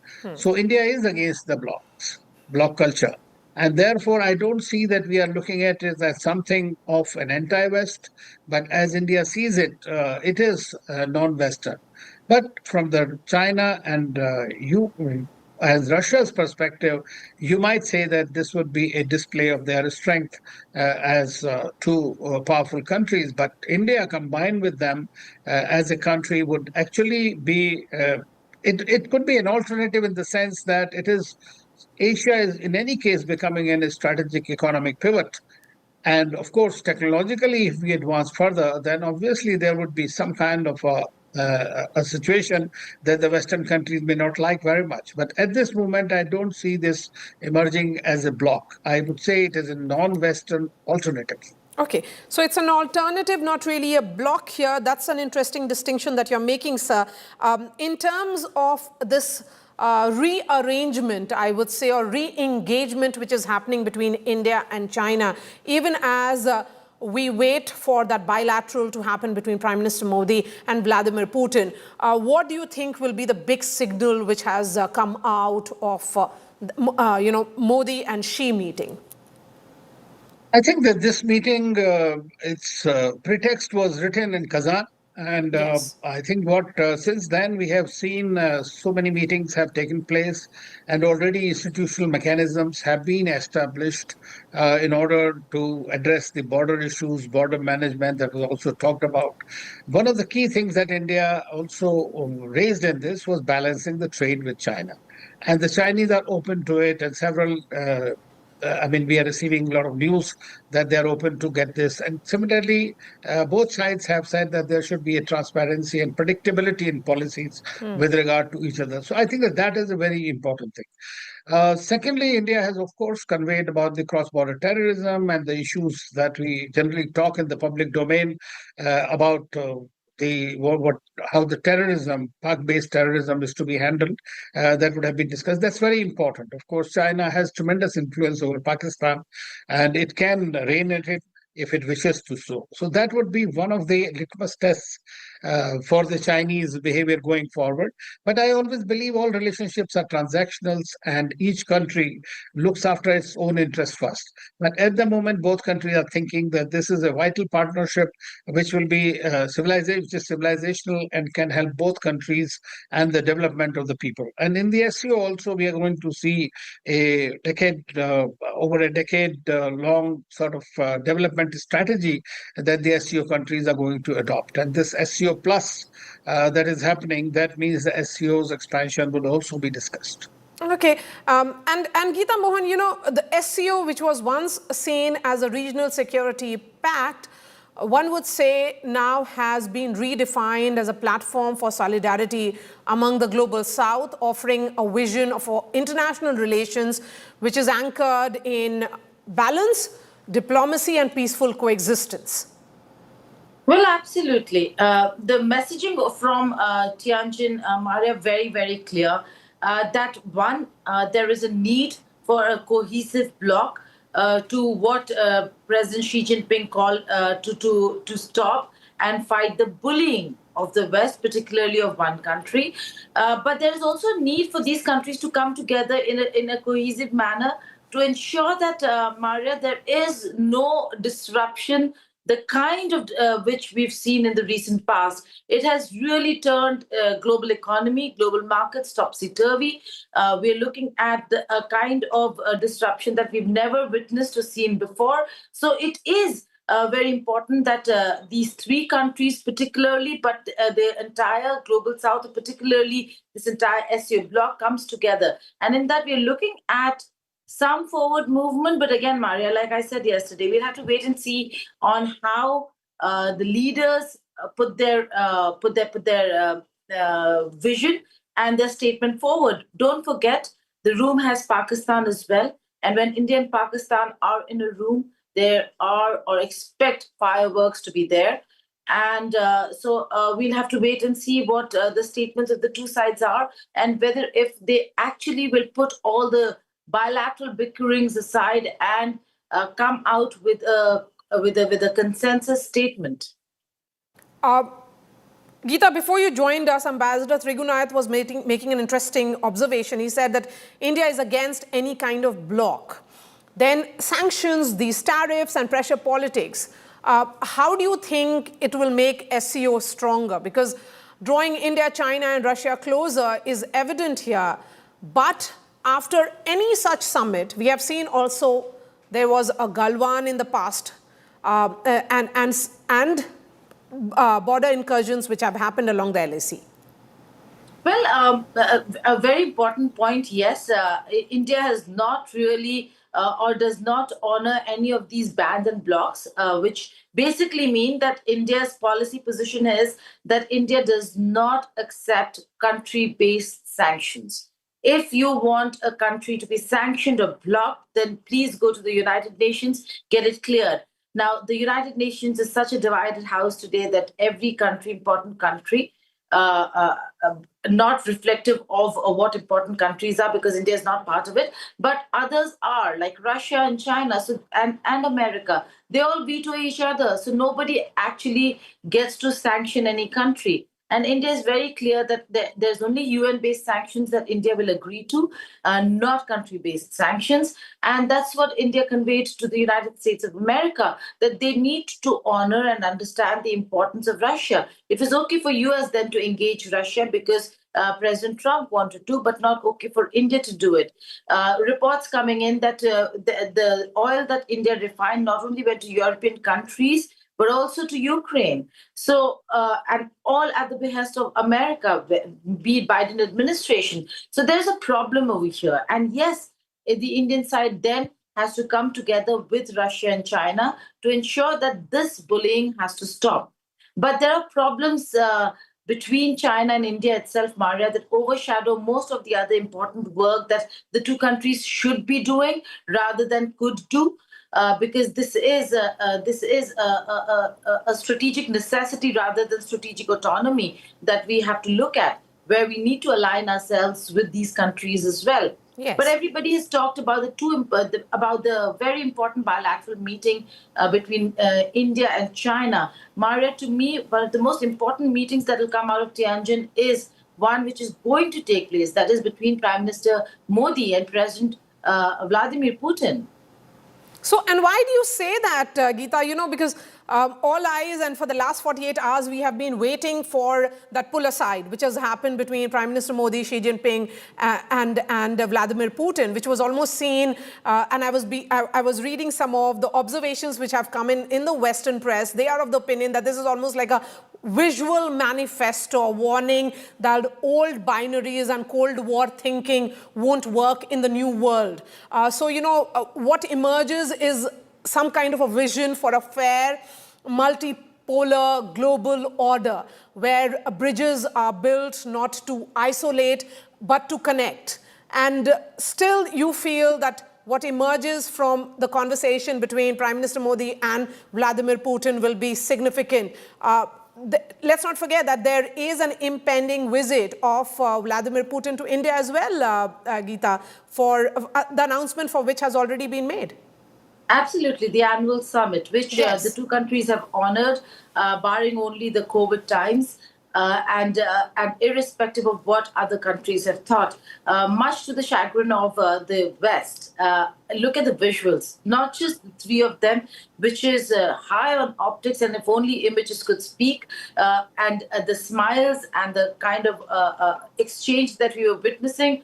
If only that could be translated into real action on the ground without the shadows of bilateral problems that countries have had, particularly India and China, then the world would have been a different place long ago, and world should have been a different place to take on any leader who comes to power in the United States of America. Why depend on, Biden administration was better than a Trump administration? We should have looked at this with foresight, with farsight, understanding that there could be governments that will come who would maybe topple the entire continuum in foreign policy between U.S. and other countries. Nobody anticipated it, but these visuals are important. They go to show that the leaders are willing to work together. It was an image that the leaders wanted to show to the West. So there is projection there. You're absolutely right in what the West is saying. This is absolute projection of power from this bloc, where the leaders put aside everything else and stood together, shared those moments, and shows. And it was a moment of show of strength, so to say, when it comes to these three leaders. Ambassador Trigunayat, would you say that this Tianjin moment is not just a crossroads, it's a turning point? Well, I think it's a turning point, definitely, in the India and China relations, because the greater possibility of more interaction, a smoother interaction between the two countries goes ahead, confidence-building measures, the trust gains. Obviously, there will be a greater vigilance and cautiousness on India's part going forward with the kind of history that we have witnessed. But the relationships do not remain steady. There are always changes, ups and downs. They keep coming, and this has happened also with China. And but one of the steady relationships that has been there, that is with Russia for a long time, and it is something that is a stabilizing factor as well for our own growth, as well as for the global systems that are going on. Of course, India has never endorsed Russia's invasion of Ukraine. That is for sure. Prime Minister Modi, once again, will reiterate that and will be working on it, exactly how the war in Eurasian war could be ended. So from each country's perspective, I think this is a win-win situation. Of course, the Western countries will look at the same way because they have an alliance mindset. Whereas China does not believe in allies in any case. It doesn't have the alliance system. It has the client-based system.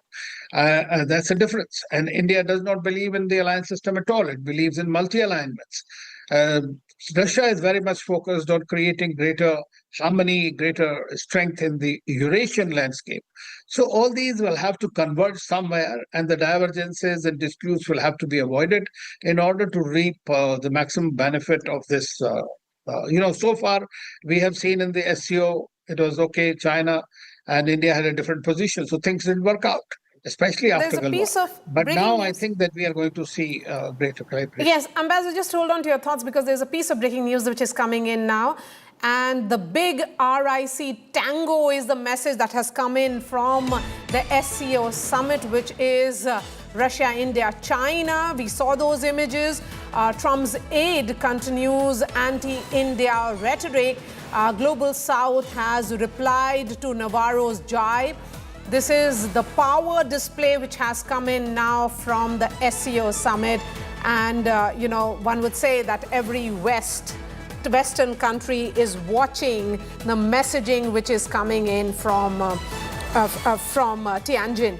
Ambassador Trigunath, a word here from continued jibe and public statements coming in from U.S. administration that the Trump administration is not stopping. They are continuing even as the officials from both the nations continue to engage. I mean, their communication channels is open is the message that had come from the U.S. Treasury Secretary and also from the Commerce Ministry here. I mean, Maria, I'm really sorry being undiplomatic, but I don't even feel like responding to such rubbish that is coming out of Peter Navarro's mouth. I mean, they seem to be so rattled that they have lost complete sense of reason and understanding. Now, today he said the Brahmins are benefiting from it. I mean, this is a ridiculous kind of a statement that he's making. Then he's, I mean, I don't know. Of course, he has been unleashed on that, this particular thing. They're pretty rattled, no doubt, because India has maintained the strategic patience and strategic salience in dealing silence and salience in dealing with the United States or President Trump's overtures. So we are doing what is good for us. We are continuing to develop our other partnership, finding more ways to do things. And no relationship, as I said, remains steady. So with the United States also, I have always said that we need to be cautious, like we are cautious with China and others. We need to be realistic rather than just going gung-ho over about A relationship or B relationship.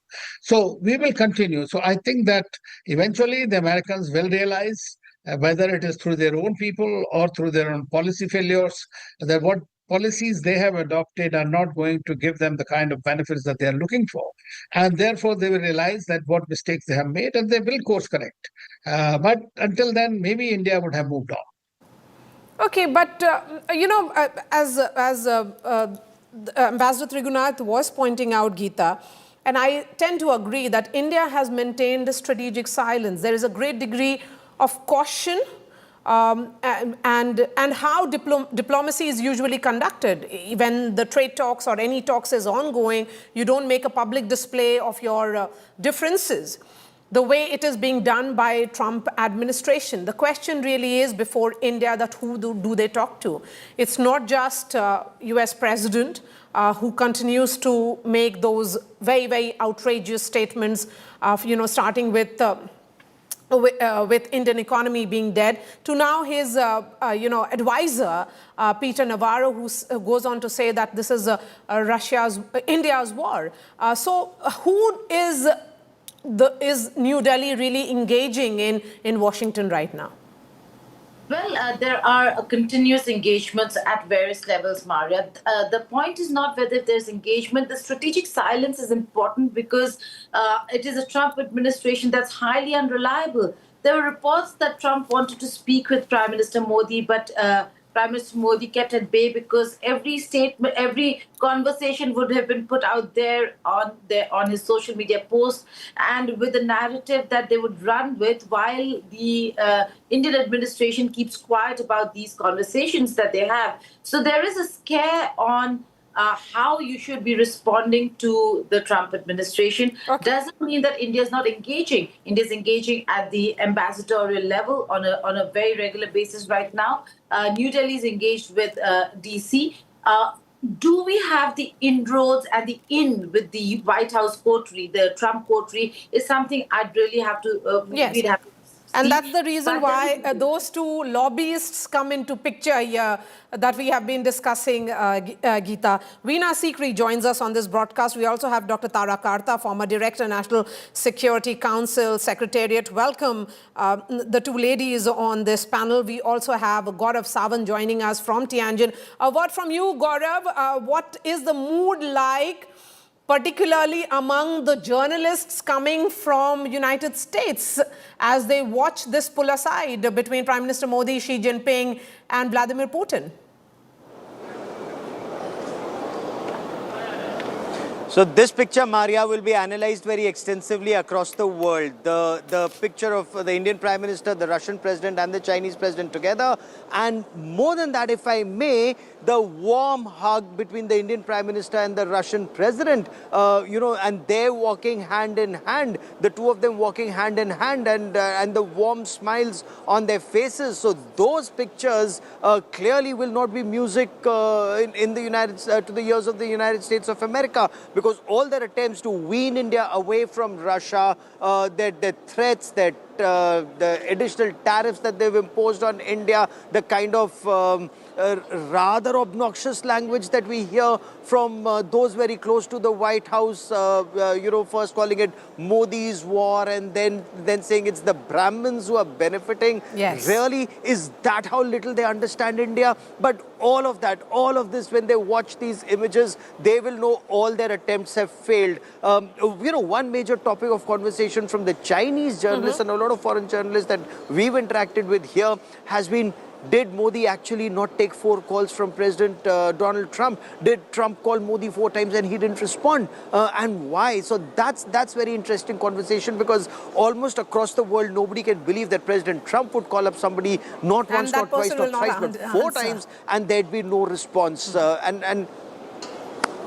Yeah, that's the kind of renewed respect that India and Prime Minister Narendra Modi are being looked at here. The kind of swagger with which the Prime Minister is walking here in Tianjin at the red carpet of the Shanghai Cooperation Organization, the kind of warm hugs that we saw yesterday evening. Look at his interactions, whether it's with President Muizu or with the Prime Minister of Egypt or the President Lukashenko of Belarus, or the heads of state of Kyrgyzstan, Kazakhstan, Uzbekistan, countries with whom we've had civilizational relationship, and giving a complete cold shoulder, to the Prime Minister of a state sponsor of radical Islamist terror who's also lurking around. Perhaps people would be apprehensive that he may come up with a begging bowl, looking for arms even here. And in his own country, he's facing tremendous criticism that Pakistan is virtually down under. A lot of it is flooded, and he's on a 6-day vacation here.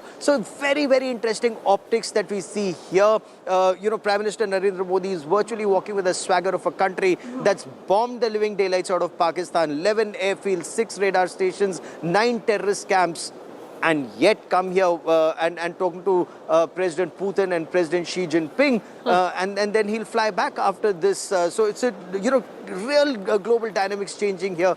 We witnessed this on ground zero in Tianjin. Okay, Ambassador Sikri, your reading of the 3 leaders coming together, is this a turning point? Quite clearly that this is a real reinforcement of India's policy of strategic autonomy and our multi-alignment. This is a reinforcement of that. We don't go by anyone. If there's a problem with the US, if President Trump has a problem... Ma'am, I'll try and fix your audio. Let me bring in Dr. Tara Karta in the meanwhile. Ma'am, your reading of that image, because as you can see, there is a great degree of bonhomie. There is a messaging. We were all waiting for this pull aside for several hours now, and just look at the message that is coming in now from Tianjin. Prime Minister Modi has said that SCO stands for security, connectivity and opportunity. Dr. Tara Karta, go ahead. Absolutely. I think that image was pretty staggering. I mean, it was like 3 old friends meeting together. But I would also include the fact that, the Chinese messaging in the Tianjin summit as a whole includes large parts of our Vaisudeva Kutumbakam. The whole world is one thing, is built into the Chinese, the whole dialogue on Tianjin. That is part of their, the USP which they are trying to provide. So there, I think Beijing is taking a lot of effort to get these countries together, because this is a very critical time for them. This is make or break, literally. You know, if they can get these countries to say that we need a fair and equitable order, that all that is terrific.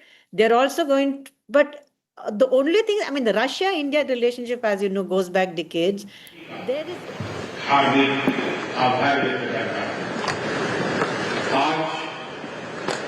Uzbekistan का independence day है। कल Kyrgyzstan का राष्ट्रीय दिवस था। इस अवसर पर मैं दोनों लीडर्स को बधाई और शुभकामनाएं देता हूं। एक्सेलेंसी, पिछले 24 वर्षों में एससीओ का पूरे यूरेशिया क्षेत्र की एक्सटेंडेड फैमिली को जोड़ने में बहुत महत्वपूर्ण योगदान रहा। भारत ने एक सक्रिय सदस्य के रूप में हमेशा कंस्ट्रक्टिव और सकारात्मक भूमिका निभाई है। एससीओ को लेकर भारत की सोच और नीति 3 मुख्य स्तंभों पर आधारित है। SCO, S security, C connectivity, O opportunity.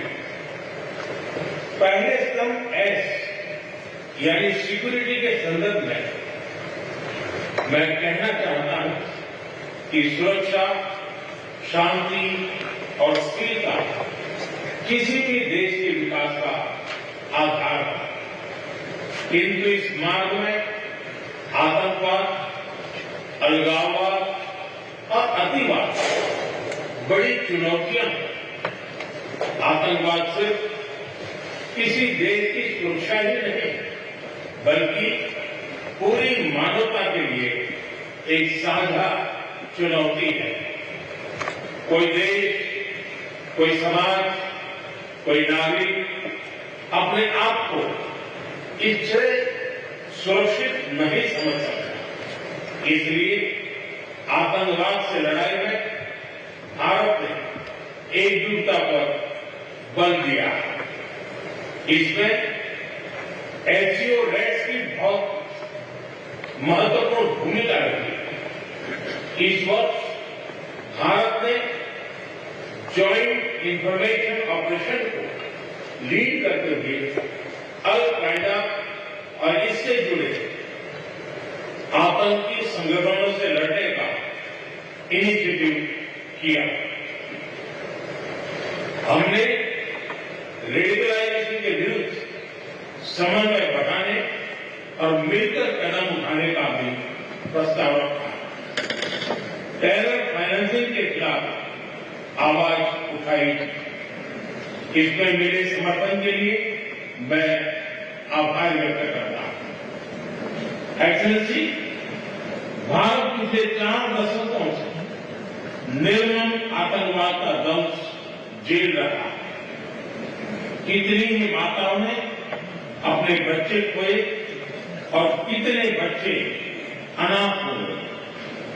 हाल ही में हमने पहलगाम में टेररिज्म का बहुत ही घिनौना रूप देखा। इस दुख की घड़ी में जो मित्र देश हमारे साथ खड़े रहे, मैं उनका आभार व्यक्त करता हूं। यह हमला केवल भारत की अंतरात्मा पर भी आघात नहीं था, यह मानवता में विश्वास रखने वाले हर देश, हर व्यक्ति को खुली चुनौती थी। ऐसे में प्रश्न उठना स्वाभाविक है, क्या कुछ देशों द्वारा आतंकवाद का खुलेआम समर्थन हमें स्वीकार्य हो सकता है? एक्सेलेंसी, हमें स्पष्ट रूप से और एक स्वर में कहना होगा कि आतंकवाद पर कोई भी डबल स्टैंडर्ड स्वीकार्य नहीं होंगे। हमें मिलकर आतंकवाद का हर हर रूप में विरोध करना, ये मानवता के प्रति हमारा दायित्व है। एक्सेलेंसी, अब मैं दूसरे स्तंभ सी यानी कनेक्टिविटी पर अपने विचार रखना चाहूंगा। भारत का हमेशा से मत रहा है कि मजबूत कनेक्टिविटी से केवल व्यापार ही नहीं बल्कि विश्वास और विकास के द्वार भी खुलते हैं। इसी सोच के साथ हम चाबहार पोर्ट और international north south transport corridor जैसे इनिशिएटिव पर काम कर रहे हैं। इनसे हम अफगानिस्तान और मध्य एशिया के साथ संपर्क बढ़ा सकते हैं। हमारा मानना है कि कनेक्टिविटी के हर प्रयास में संप्रभुता और क्षेत्रीय अखंडता का सम्मान होना चाहिए। यही एससीओ चार्टर के मूल सिद्धांतों में भी विदित है। Connectivity that bypasses sovereignty, losing trust and meaning. Excellency, तीसरा स्तंभ है O यानी opportunity. Opportunity for cooperation and reform. 2023 में भारत की अध्यक्षता के दौरान नई ऊर्जा और विचारों का संचार हुआ। स्टार्टअप और innovation, traditional medicine, youth empowerment, digital inclusion और शेयर्ड बुद्धिस्ट हेरिटेज जैसे नए विषयों को अपने सहयोग में जोड़ा। हमारा प्रयास था कि एससीओ को सरकारों के परे भी ले जाए।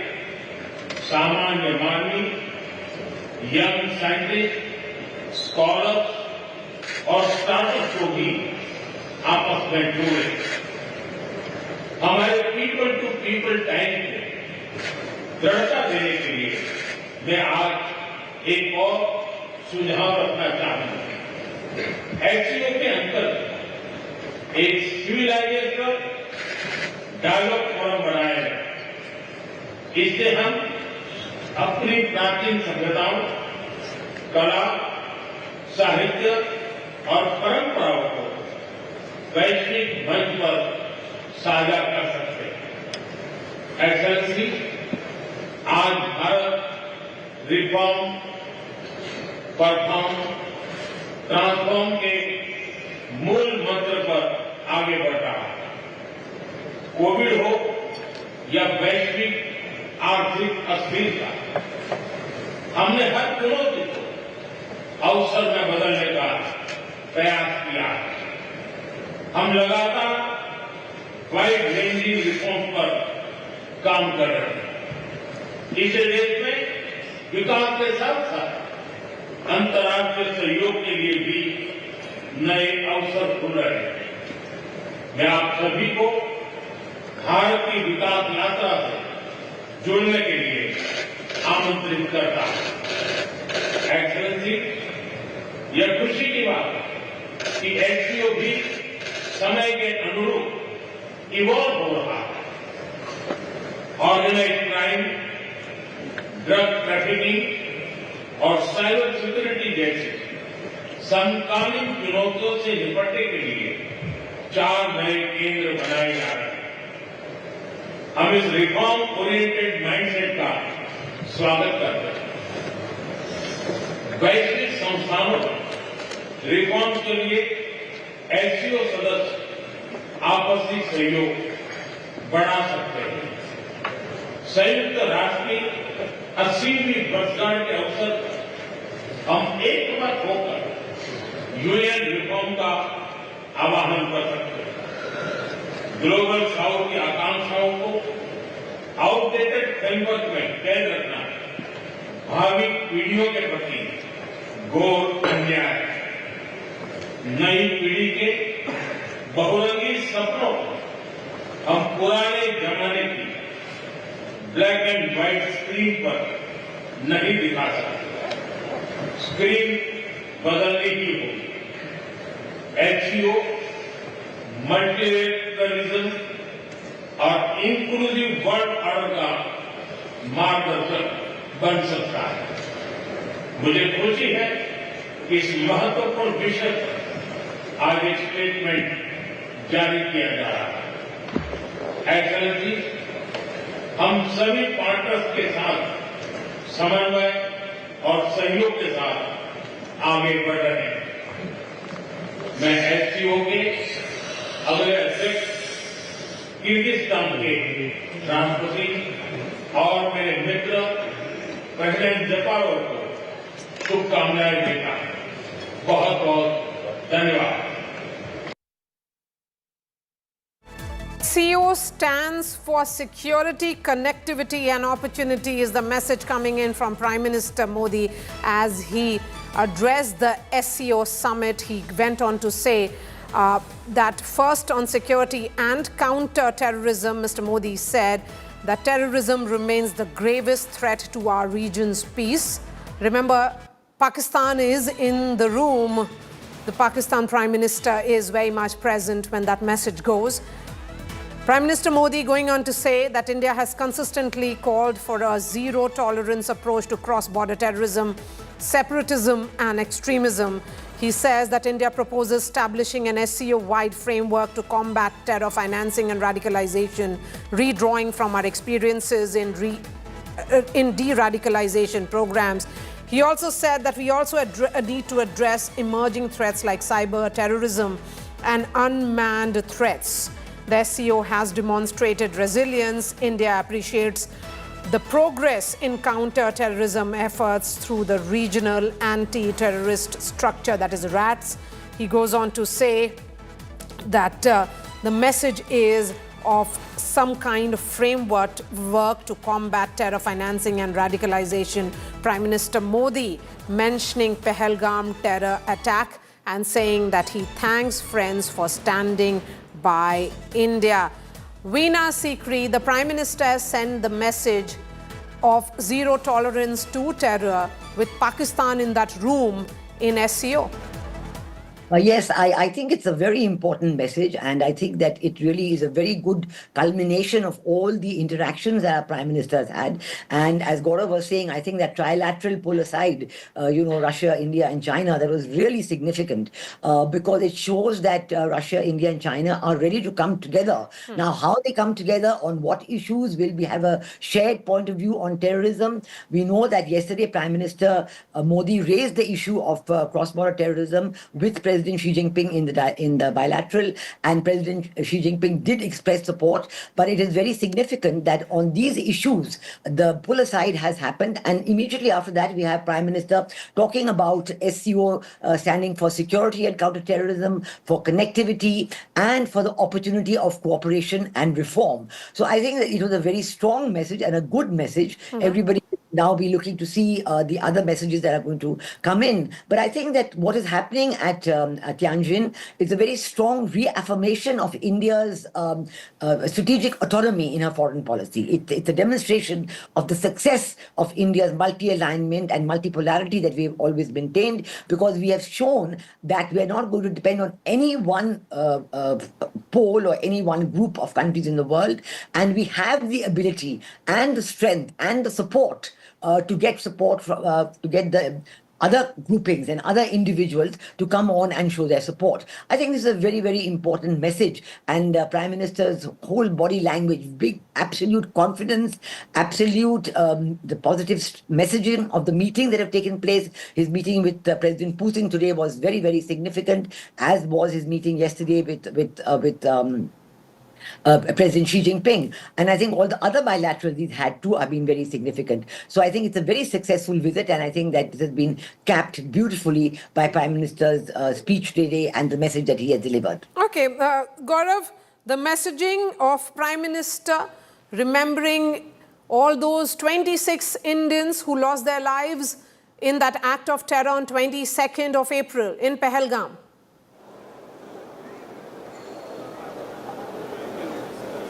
There are two very significant aspects of the Prime Minister's speech. One, that this organization that was established to combat terrorism and extremism in all its forms and manifestations needs to reform itself to combat terrorism and especially cross-border terrorism. When you talk about cross-border terrorism in this entire region, in entire SCO, the reference, you may not name Pakistan, but everyone in the room knows it is Pakistan state-sponsored radical Islamist terrorism. And clearly Shahbaz Sharif would have been squirming at that moment. That's point one. Point two, sitting in Tianjin, sitting in China, the Prime Minister, when he talks about the second aspect of SCO, on security, there's need to combat terrorism. On connectivity, he's spoken of the Chabahar port. So Iran and India are happy about it. He's spoken of North-South corridor, very significant.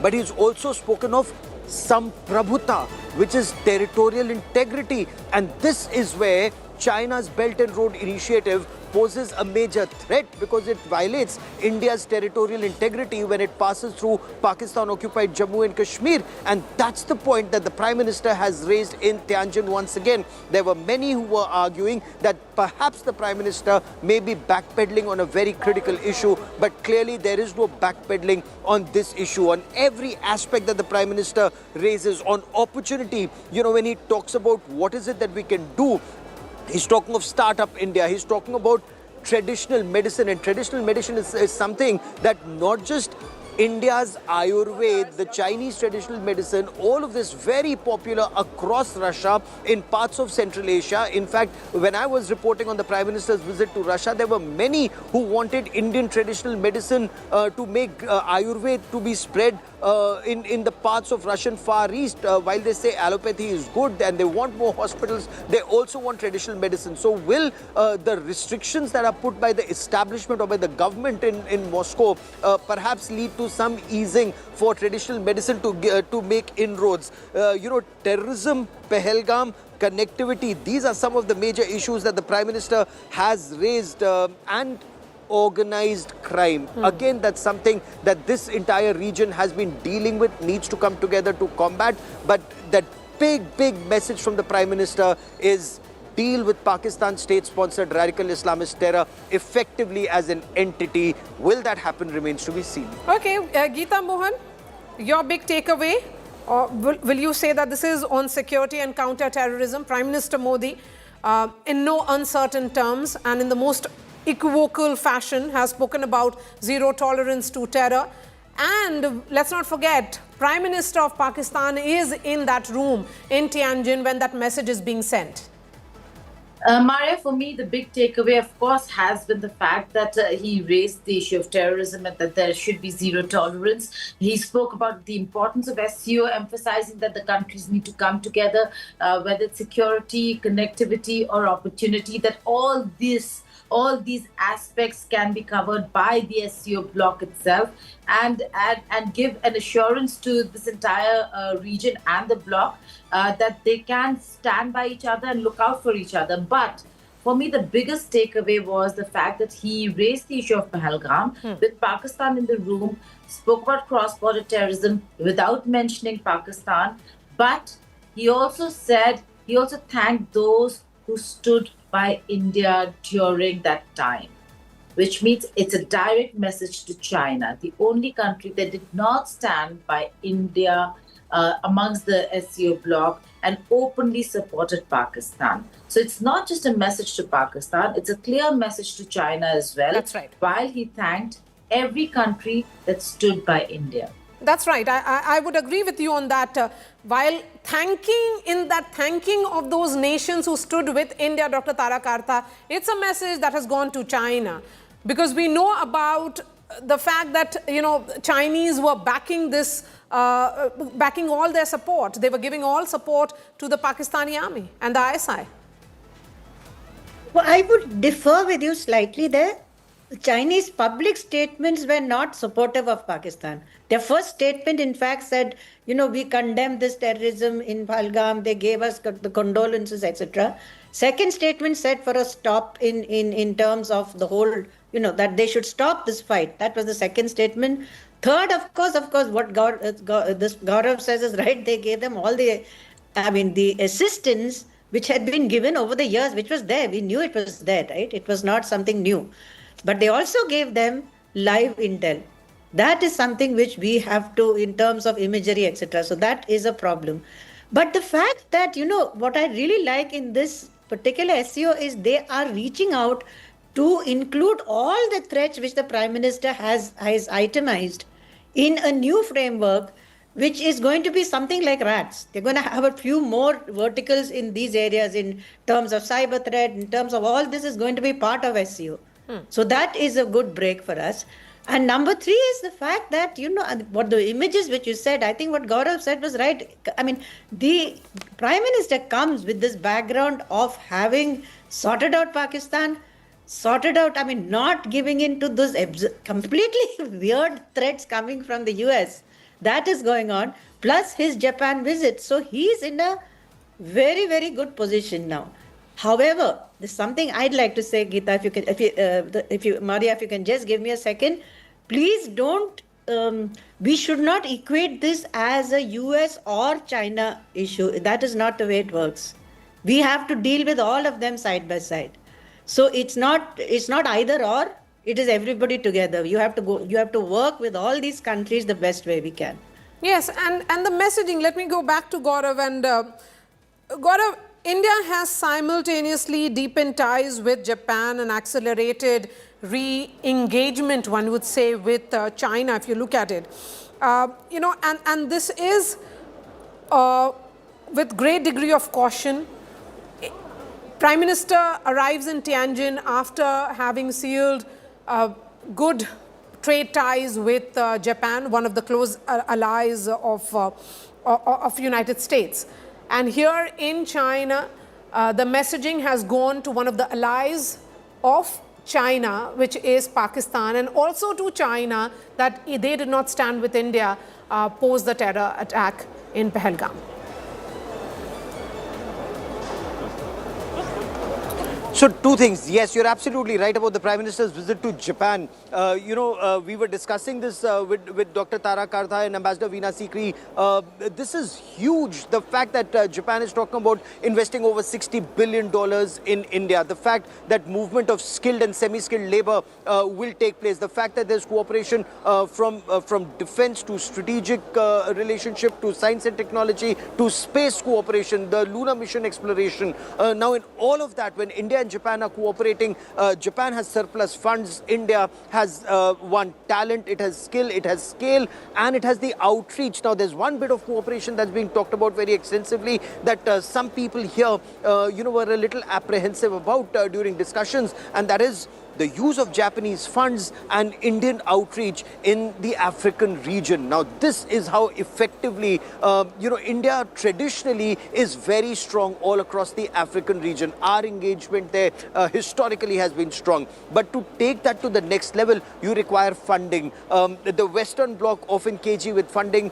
That is where Japan is and could play a very critical role in the years ahead. And that again is a very effective counter mechanism to what many describe as the Belt and Road Initiative's debt trap diplomacy. That is where India comes with a clean hand. Look at what happened in Sri Lanka. Look at what happened in Maldives and how India came to the rescue both of Sri Lanka and of Maldives.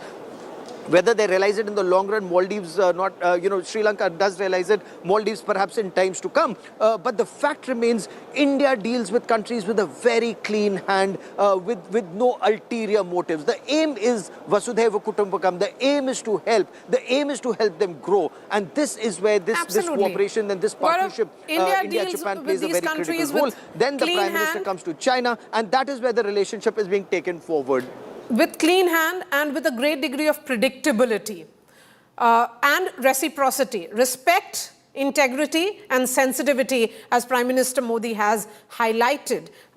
Let's listen in to what the Prime Minister said at the plenary session of the SCO in Tianjin, and then I come back to the guests.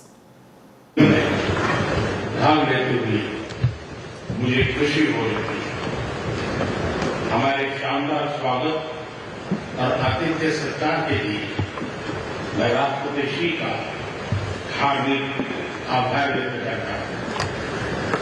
आज Uzbekistan का independence day है, कल British का अंतर्राष्ट्रीय दिवस था। इस अवसर पर मैं दोनों लीडर्स को बधाई और शुभकामनाएं देता हूं। एक्सेलेंसी, पिछले 24 वर्षों में एससीओ का पूरे यूरेशिया क्षेत्र की एक्सटेंडेड फैमिली को जोड़ने में बहुत महत्वपूर्ण योगदान रहा। भारत ने एक सक्रिय सदस्य के रूप में हमेशा कंस्ट्रक्टिव और सकारात्मक भूमिका निभाई है। एससीओ को लेकर भारत की सोच और नीति 3 मुख्य स्तंभों पर आधारित है। SCO, S security, C connectivity, O opportunity. पहले स्तंभ S यानी सिक्योरिटी के संदर्भ में मैं कहना चाहता हूं कि सुरक्षा, शांति और स्थिरता किसी भी देश के विकास का आधार है। किंतु इस मार्ग में आतंकवाद, अलगाववाद और अतिवाद बड़ी चुनौतियां हैं। आतंकवाद सिर्फ किसी देश की सुरक्षा ही नहीं बल्कि पूरी मानवता के लिए एक साझा चुनौती है। कोई देश, कोई समाज, कोई नागरिक अपने आप को इससे सुरक्षित नहीं समझ सकता। इसलिए आतंकवाद से लड़ाई में भारत ने एकजुटता पर बल दिया। इसमें एससीओ रेट्स की बहुत महत्वपूर्ण भूमिका रही।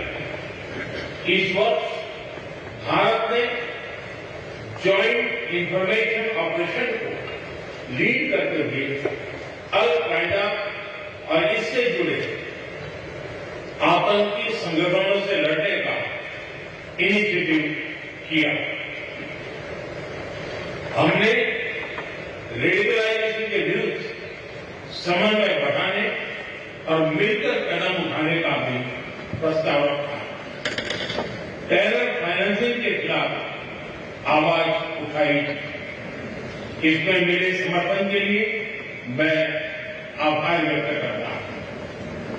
एक्सेलेंसी, भारत पिछले 4 दशकों से निर्मम आतंकवाद का दंश झेल रहा है। कितनी ही माताओं ने अपने बच्चे खोए और कितने बच्चे अनाथ हो गए। हाल ही में हमने पहलगाम में टेररिज्म का बहुत ही घिनौना रूप देखा।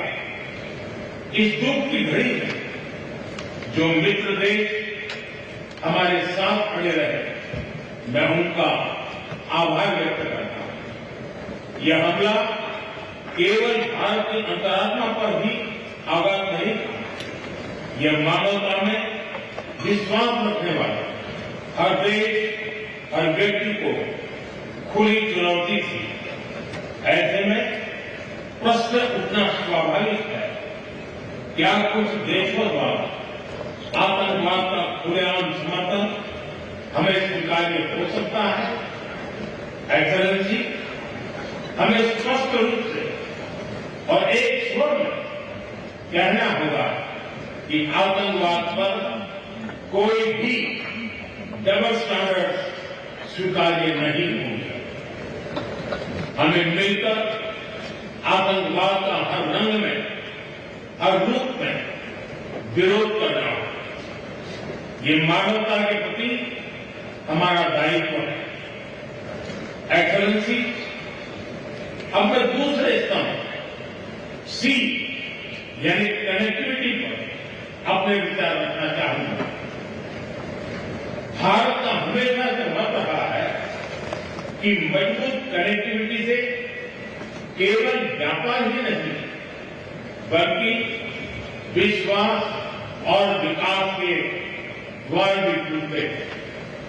इसी सोच के साथ हम चाबहार पोर्ट और international north south transport corridor जैसे इनिशिएटिव पर काम कर रहे हैं। इनसे हम अफगानिस्तान और मध्य एशिया के साथ संपर्क बढ़ा सकते हैं। हमारा मानना है कि कनेक्टिविटी के हर प्रयास में संप्रभुता और क्षेत्रीय अखंडता का सम्मान होना चाहिए। यही एससीओ चार्टर के मूल सिद्धांतों में भी विदित है। Connectivity that bypasses sovereignty, losing trust and meaning. Excellency, तीसरा स्तंभ है O, यानी opportunity. Opportunity for cooperation and reform. 2023 में भारत की अध्यक्षता के दौरान नई ऊर्जा और विचारों का संचार हुआ। स्टार्टअप और innovation, traditional medicine, youth empowerment, digital inclusion और शेयर्ड बुद्धिस्ट हेरिटेज जैसे नए विषयों को अपने सहयोग में जोड़ा। हमारा प्रयास था कि एससीओ को सरकारों के परे भी ले जाए। सामान्य मानवी, यंग साइंटिस्ट, स्कॉलर्स और स्टार्टअप को भी आपस में जोड़े। हमारे पीपल टू पीपल टाइम को दृढ़ता देने के लिए मैं आज एक और सुझाव रखना चाहूंगा। एससीओ के अंतर्गत एक सिविलाइजेशन डायलॉग फोरम बनाया जाए। इससे हम अपनी प्राचीन सभ्यताओं, कला, साहित्य और परंपराओं को वैश्विक मंच पर साझा कर सकते हैं। एक्सेलेंसी, आज भारत रिफॉर्म, परफॉर्म, ट्रांसफॉर्म के मूल मंत्र पर आगे बढ़ रहा है। कोविड हो या वैश्विक आर्थिक अस्थिरता, हमने हर चुनौती को अवसर में बदलने का प्रयास किया है। हम लगातार वाइड रेंजिंग रिफॉर्म पर काम कर रहे हैं। इस देश में विकास के साथ साथ अंतर्राष्ट्रीय सहयोग के लिए भी नए अवसर खुल रहे हैं। मैं आप सभी को भारत की विकास यात्रा से जुड़ने के लिए आमंत्रित करता हूं। एक्सेलेंसी, यह खुशी की बात है कि एससीओ भी समय के अनुरूप इवॉल्व हो रहा है। ऑर्गेनाइज्ड क्राइम, ड्रग ट्रैफिकिंग और साइबर सिक्योरिटी जैसे समकालीन चुनौतियों से निपटने के लिए 4 नए केंद्र बनाए जा रहे हैं। हम इस रिफॉर्म ओरिएंटेड माइंडसेट का स्वागत करते हैं। वैश्विक संस्थानों में रिफॉर्म के लिए एससीओ सदस्य आपसी सहयोग बढ़ा सकते हैं। संयुक्त राष्ट्र की 80वीं वर्षगांठ के अवसर पर हम एकमत होकर यूएन रिफॉर्म का आह्वान कर सकते हैं। ग्लोबल साउथ की आकांक्षाओं को आउटडेटेड फ्रेमवर्क में कैद रखना भावी पीढ़ियों के प्रति घोर अन्याय है। नई पीढ़ी के बहुरंगी सपनों को हम पुराने जमाने की ब्लैक एंड व्हाइट स्क्रीन पर नहीं दिखा सकते। स्क्रीन बदलनी ही होगी। एससीओ मल्टीलेटरलिज्म और इंक्लूसिव वर्ल्ड ऑर्डर का मार्गदर्शक बन सकता है। मुझे खुशी है कि इस महत्वपूर्ण विषय पर आज एक स्टेटमेंट जारी किया जा रहा है। एक्सेलेंसी, हम सभी पार्टनर्स के साथ समन्वय और सहयोग के साथ आगे बढ़ रहे हैं। मैं SCO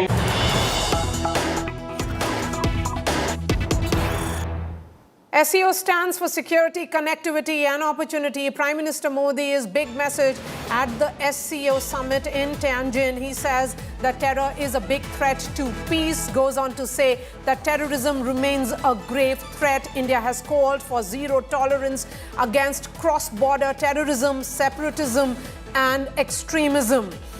There is a proposal certainly now for SCO-wide framework to combat terror financing and radicalization. Prime Minister Modi going on to say that there is need to address emerging threats like cyber terrorism and unmanned systems. Prime Minister mentions 22nd April Pahalgam terror attack. Goes on to say that he thanks friends for standing by India. There can be no double standards on terrorism, and that terrorism in all its forms and colors have to be condemned is the message. India also appreciates SCO's progress through RATS, which is Regional Anti-Terrorist Structure. Let me bring in Rakesh Sood, former Indian ambassador to France, who joins us. We have Namrata Hasija, research fellow with the Center for China Analysis and Strategy. Gaurav Sawant continues to be with us. Ambassador Sood, the message that is coming in from Prime Minister with China in that room in Tianjin is that, and of course, Pakistan, no double standards on terrorism. Let's not forget the stand that was taken by China during Operation Sindoor. Yes, absolutely. So I'm afraid having been a diplomat and having been involved in drafting speeches for more than 3 decades, the idea of SCO now standing for security, connectivity, and opportunity. I mean, we've seen these abbreviations being used at the drop of a hat. So this is not something that particularly is reassuring. But as you very rightly pointed out, the question is that what are our long-term interests in the sense with China, and whether those concerns have been addressed or not. You mentioned Op Sindoor, and we saw the kind of active cooperation which the Air Force has publicly said existed during the conduct of Op Sindoor. Secondly, we also saw, you mentioned RATS, but we also saw that the previous statement at the defense minister's level of the SCO, which took place barely a month ago. That's right. We had to dissociate ourselves because we were dissatisfied with the reference to Pahalgam and terrorism. So we'll have to wait and see what this is going to yield. Summitry is all very well, but summitry has to have a lot of serious work behind it to be able to judge as to what the long-term implications are. Okay, Namrata, your takeaway? You'll have to unmute yourself. We also have Shrikant joining us. He's a professor in Chinese studies at Jawaharlal Nehru University here in the national capital. Go ahead, Namrata.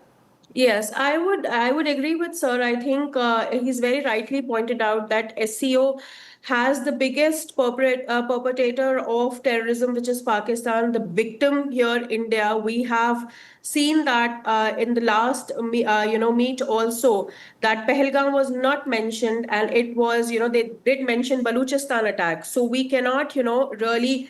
And also the recent article that has been published by Liu Zhonghe when everything is happening at SCO, calling India an internal cancer to SCO. This is not the first time that Chinese have raised their doubt about India being part of the SCO, and this article especially I'm pointing out because it was published 2 days back when everything was happening at the SCO. So also when it comes to the larger India-China ties, I think we should not really jump to conclusions by saying it's a reset, it's a historic meet. It is what it is. It took a lot of effort, diplomatic effort, to get where we are, and also this rhetoric that I'm hearing, it is because of Trump tariffs that this has happened. Let's not give Trump credit for something that, is, he doesn't deserve. It's not because of the tariffs. It was 9 months before that we reached a disengagement agreement at Depsang and Demchok, and it has been a very long drawn process. At least right after Galwan, there have been multiple level of meetings between India and China, and an effort was put into this, that we have seen this meeting, and also this is not a bilateral. This is on the sidelines of a multilateral organization. So let's take one step at a time and not really, go into all these rhetorics and call it as a reset in India-China ties. A great degree of caution here coming in from Namrata. Professor Srikanth, your reading.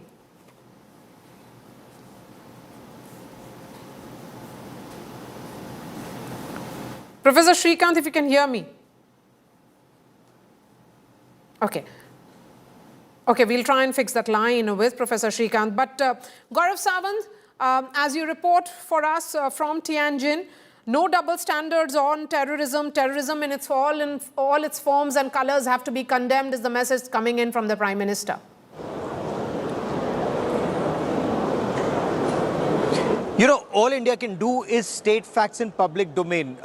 Beyond that, India can only expect the world to act in good faith. But do we see that happening? Clearly not.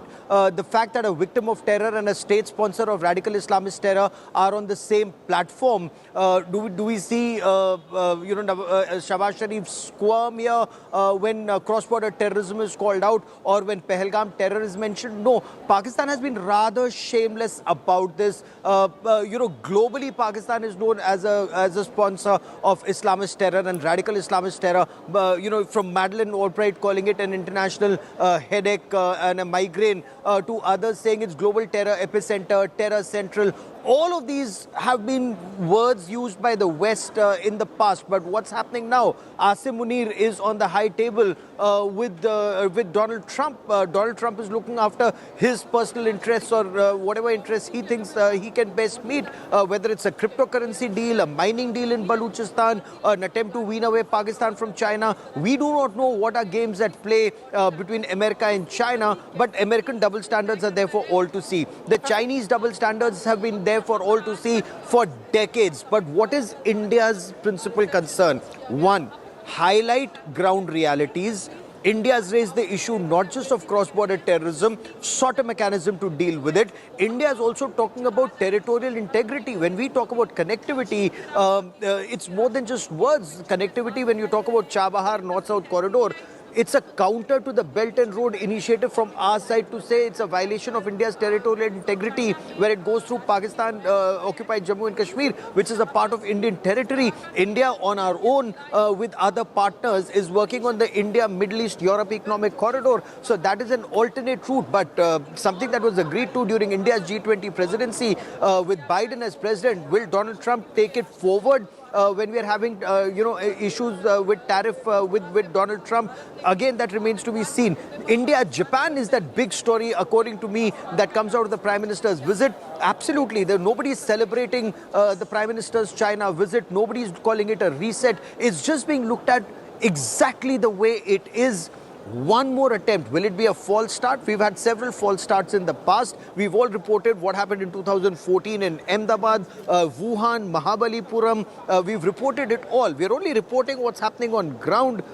Another attempt being made to bring the relationship on an even keel to ensure our economy can do better. And that's why one of India's principal efforts is also to seek greater access to Chinese markets. That was raised between Wang Yi and India's National Security Advisor Ajit Doval in their talks in August, that this has strategic ramifications for India if the trade imbalance reaches $100 billion. Yes, it's about strategic convergences, if we may say, and some kind of re-engagement which is happening here. Professor Srikanth, your thoughts on Prime Minister Modi's comments at the plenary? Thank you for having me on the show. I think the Prime Minister raised the fundamental issues concerned to the Indian vision as well as security. There is the mention about connectivity and the INSTC and IMEC related.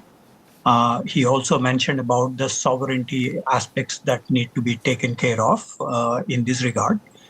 Secondly, there is the specific mention about Pahalgam, which indicates that there is the China-Pakistan role in this. Remember, the one of the terrorists on April 22nd was sending messages through the Huawei phone and Peito series of satellite connections. So there is that Chinese connection there. Also, Li Changqie, the Chinese representative at the Geneva meeting on the 1267 committee, he had removed, along with the Pakistani representative, removed the resistance front name and included the BLA and Majid Brigade. In the meetings that Raksha Mantri Rajnath Singh and External Affairs Minister Dr. Jaishankar had in the SCO Defense and Foreign Ministerial meeting, they have mentioned about these as well. And the draft resolutions did not include the Indian position.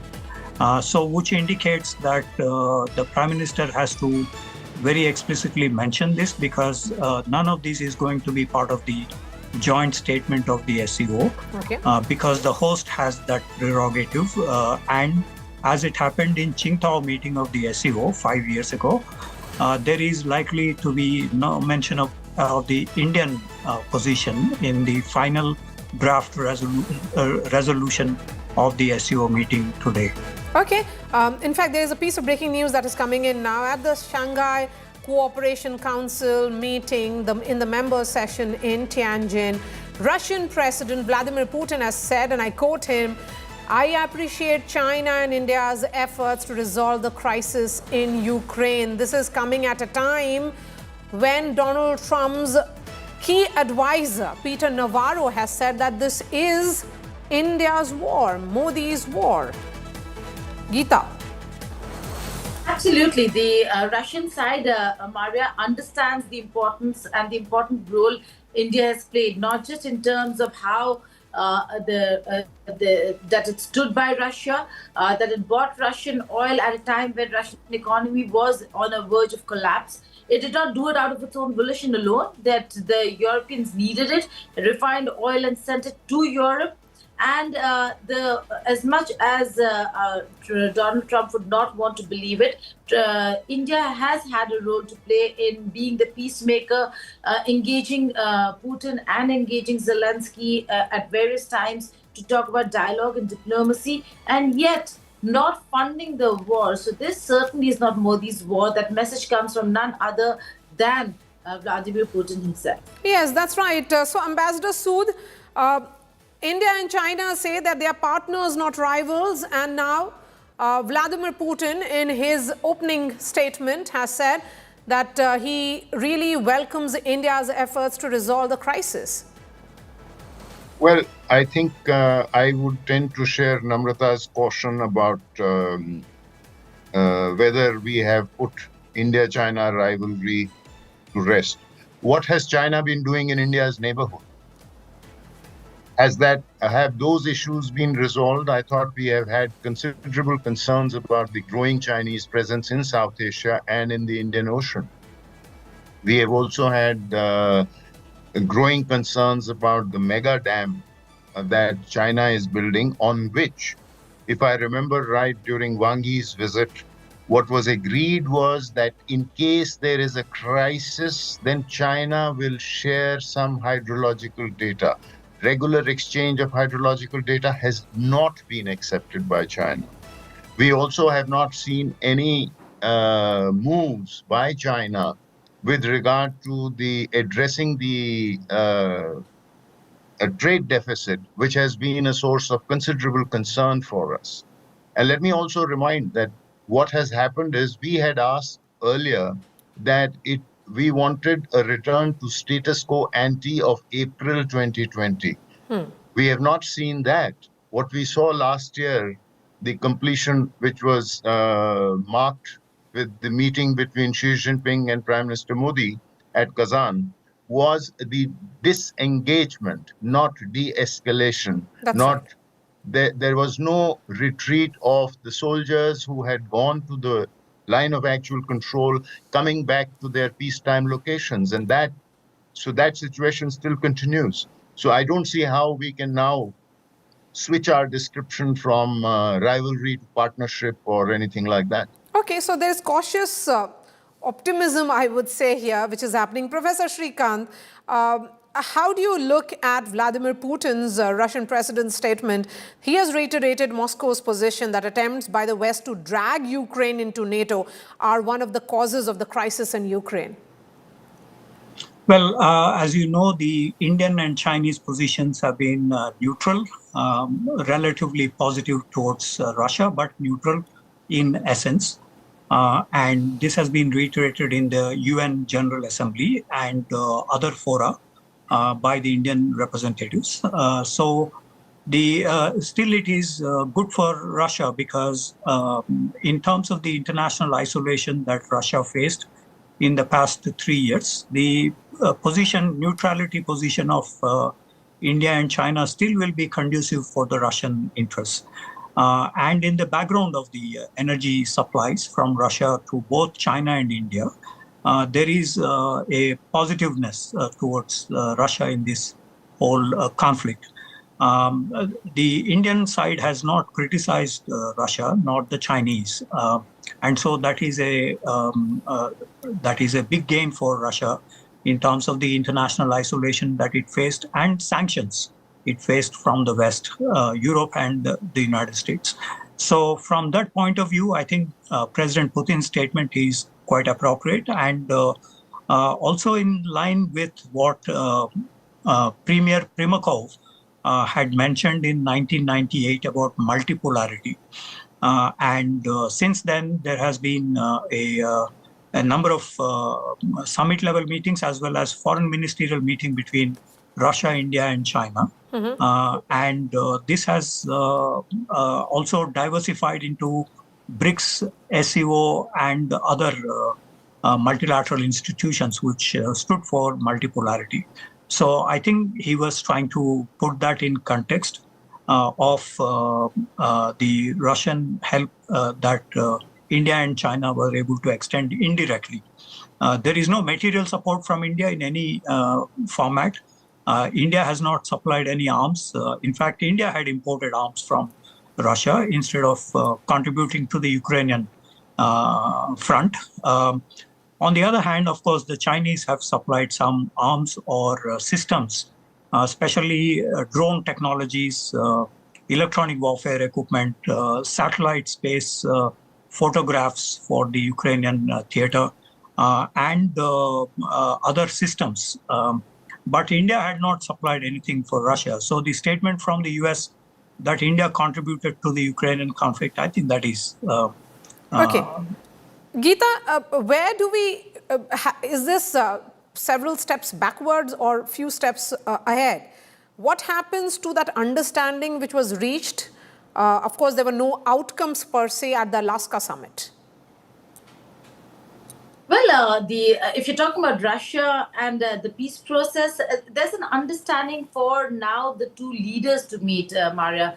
Unless and until Russia, Ukraine, the presidents, the leadership meets, there can be no forward movement. President Trump might want and wish a peace between the two countries as much as he wants, but the two leaders have to decide on what is it that they want to do. But look, President Putin has been very clear. The White House and the Russian president are speaking in one voice when it comes to Europe. They've cornered Europe, saying that it's Europe that is prolonging the war and does not want it to end. They're still arming Ukraine against Russia instead of pushing them to the negotiating table.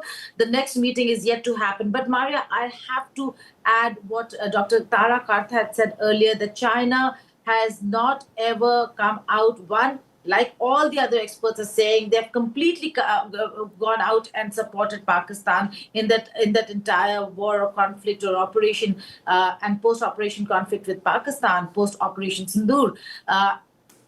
Apart from that, the Chinese foreign minister, in no uncertain terms, on May 20th, when a question was asked about India and Pahalgam terror attack, said that Pakistan is defending national sovereignty and territorial integrity and that China will stand by Pakistan. That's an official statement of the Chinese foreign minister. So let's not make any mistake or be in disillusion that China suddenly will not support its ironclad friendship with Pakistan and secure it. That certainly is not going to happen anytime soon. Okay, Namrata, how do you look at Vladimir Putin's statement with regards to NATO and the role of NATO? See, when I differ a bit in the sense that I don't think India and China's position is the same when it comes to, the Ukraine war, because China has, openly supported, Russia when it comes to the Ukraine war, whereas India has criticized the war. It has Prime Minister Modi has very openly said that this is not a time for war. So even internally, if you see in the Chinese in Chinese system, there were like 5 university professors who had written letters saying that we should not support this war that Russia has started with the Ukraine. And yes, Putin's statement welcoming India and China in the efforts, that is fine from a Russian perspective, right? And that is what India has been attempting when it comes to talking to Zelensky and talking to Russia about the war. And I think Russia's biggest fear, of course, was that Ukraine will be joining NATO. Now, when it comes to Europe, I think it's not just India that you see these statements coming from President Trump. He's in fact made very strong statements when it comes to Europe and also NATO. Like he said that everybody has to, contribute when it comes to, security. And then second thing is, to me, what I'm looking at when you guys are discussing about, Trump, that he's actually antagonized all the countries that actually stood up to, the Chinese. And somewhere down the line, this is because he wants a deal with President Xi Jinping. And you look at and it's not just India, look at what they have done with the Japanese. They have gone back, they decided the tariffs and then he went back. Then Philippines, then Taiwan, they have totally thrown under the bus, Vietnam, India. So to me, I think when it comes to this, Xi Jinping really wants a deal, Trump really wants a deal with Xi Jinping. And this whole RIC business also that we are listening, I don't think India should think about RIC right now. It will be that we'll be placing all our eggs in the same basket if we do that. Yes. So to me, these optics, to me, it's just different, then I don't know. Absolutely. Disagreements are always welcome, ma'am. Would you then say, Professor Shrikant, that this is about Tokyo, Tianjin?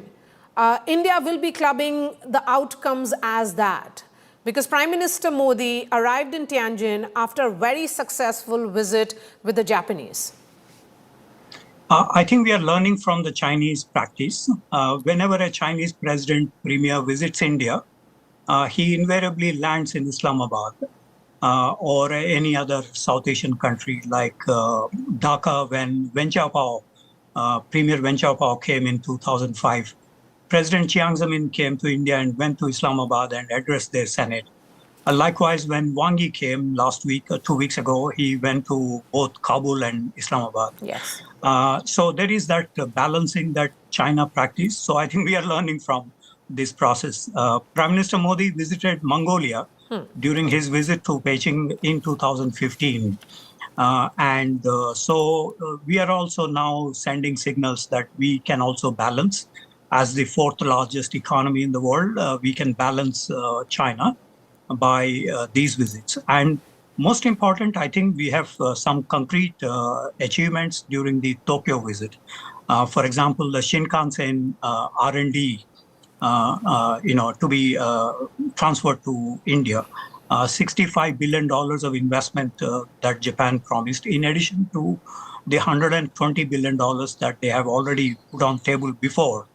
And when we look at the China-India connection, the total Chinese investment in India is just about $8.2 billion. So we know who will contribute to India's rise, and hence the priority given to Japan in this context. But I also wanted to say other things in the Prime Minister's speech. As we hosted the SCO meeting a couple of years ago, we mentioned about startups and DPI, the digital public infrastructure. This was reiterated by the PM.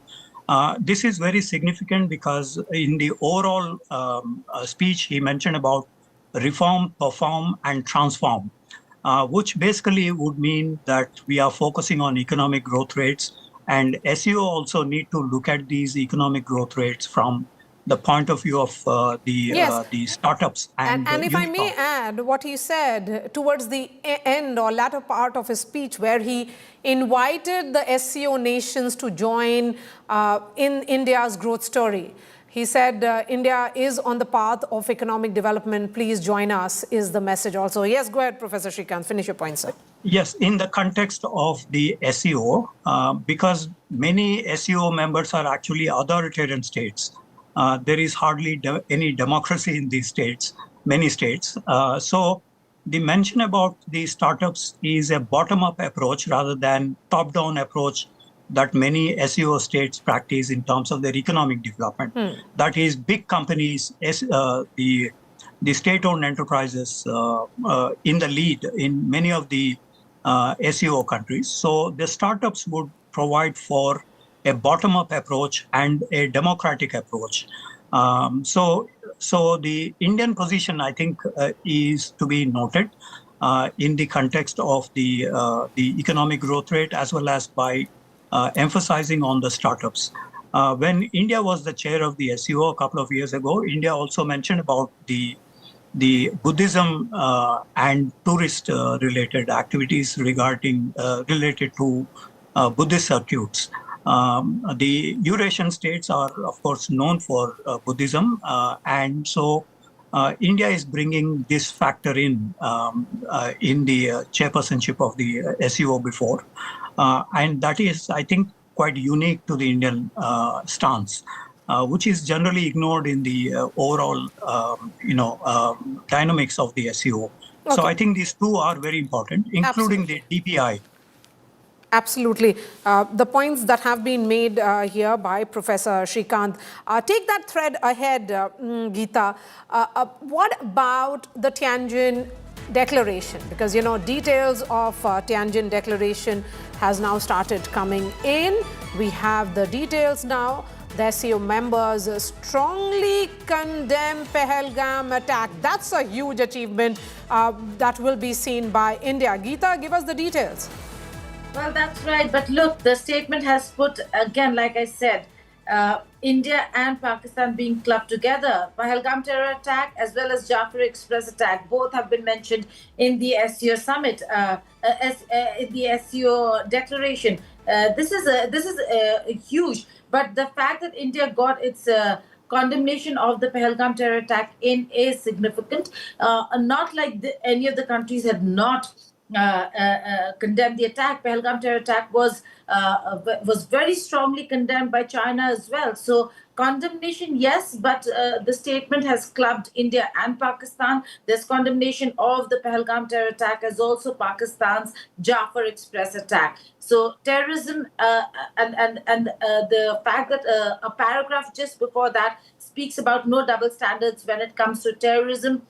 That terrorism of all kinds should be completely rejected and fought, and that separatism, terrorism, and extremism, as well as illicit trafficking, all of them, transnational organized crime, all of them should be jointly combated and fought against. A strong statement there on terrorism in the SCO. Pahalgam terror attack condemned. So has Pakistan's Jafar Express attack been condemned. A word now, because I'm going through the statement, Geeta. It is looking at multiple aspects as was expected. The member states have spoken about sustainable international peace, and they have called for joint efforts to counter traditional and new security challenges and threats. Member states reaffirm their determination to continue the joint fight against terrorism, separatism, and extremism. And they have gone ahead and spoken. I think that the stress on double standards in the fight against terrorism are unacceptable. So Prime Minister's words, what Prime Minister Modi said, that double standards is unacceptable, it has been incorporated here. And the member states, I'm quoting a part of this Tianjin Declaration, Ambassador Sood. It says the member states strongly condemn terrorism in all its forms and manifestations, stress that double standards in the fight against terrorism are unacceptable, and they call on the international community to combat terrorism, including cross-border movement of terrorists, with the central role of the UN by implementing the relevant UN Security Council resolution and the UN Global Counter-Terrorism Strategy in accordance with the UN Charter and the principles of international law in order to jointly combat all terrorist organizations. Go ahead, sir. Analyze this point about counter-terrorism and cross-border terrorism, which has been incorporated now. Is this a continuity in the SCO declaration, or are you seeing some kind of emphasis? I am not seeing anything new in this declaration. Let me remind you that after the Pahalgam attack, all countries categorically condemned the Pahalgam terrorist attack, including China. However, the difference comes because many of them also suggested that there should be an international body to investigate as to who was to blame. Now, that's where the difference comes in. It is after we blamed Pakistan and took military action against Pakistan that the same countries that had condemned the Pahalgam attack were also urging restraint on India. So therefore, I don't see anything new in this. Our problem is specific to Pakistan, and I think it has been amply brought out by both Geeta and by the other panelists. Yes. Go ahead, Namrata.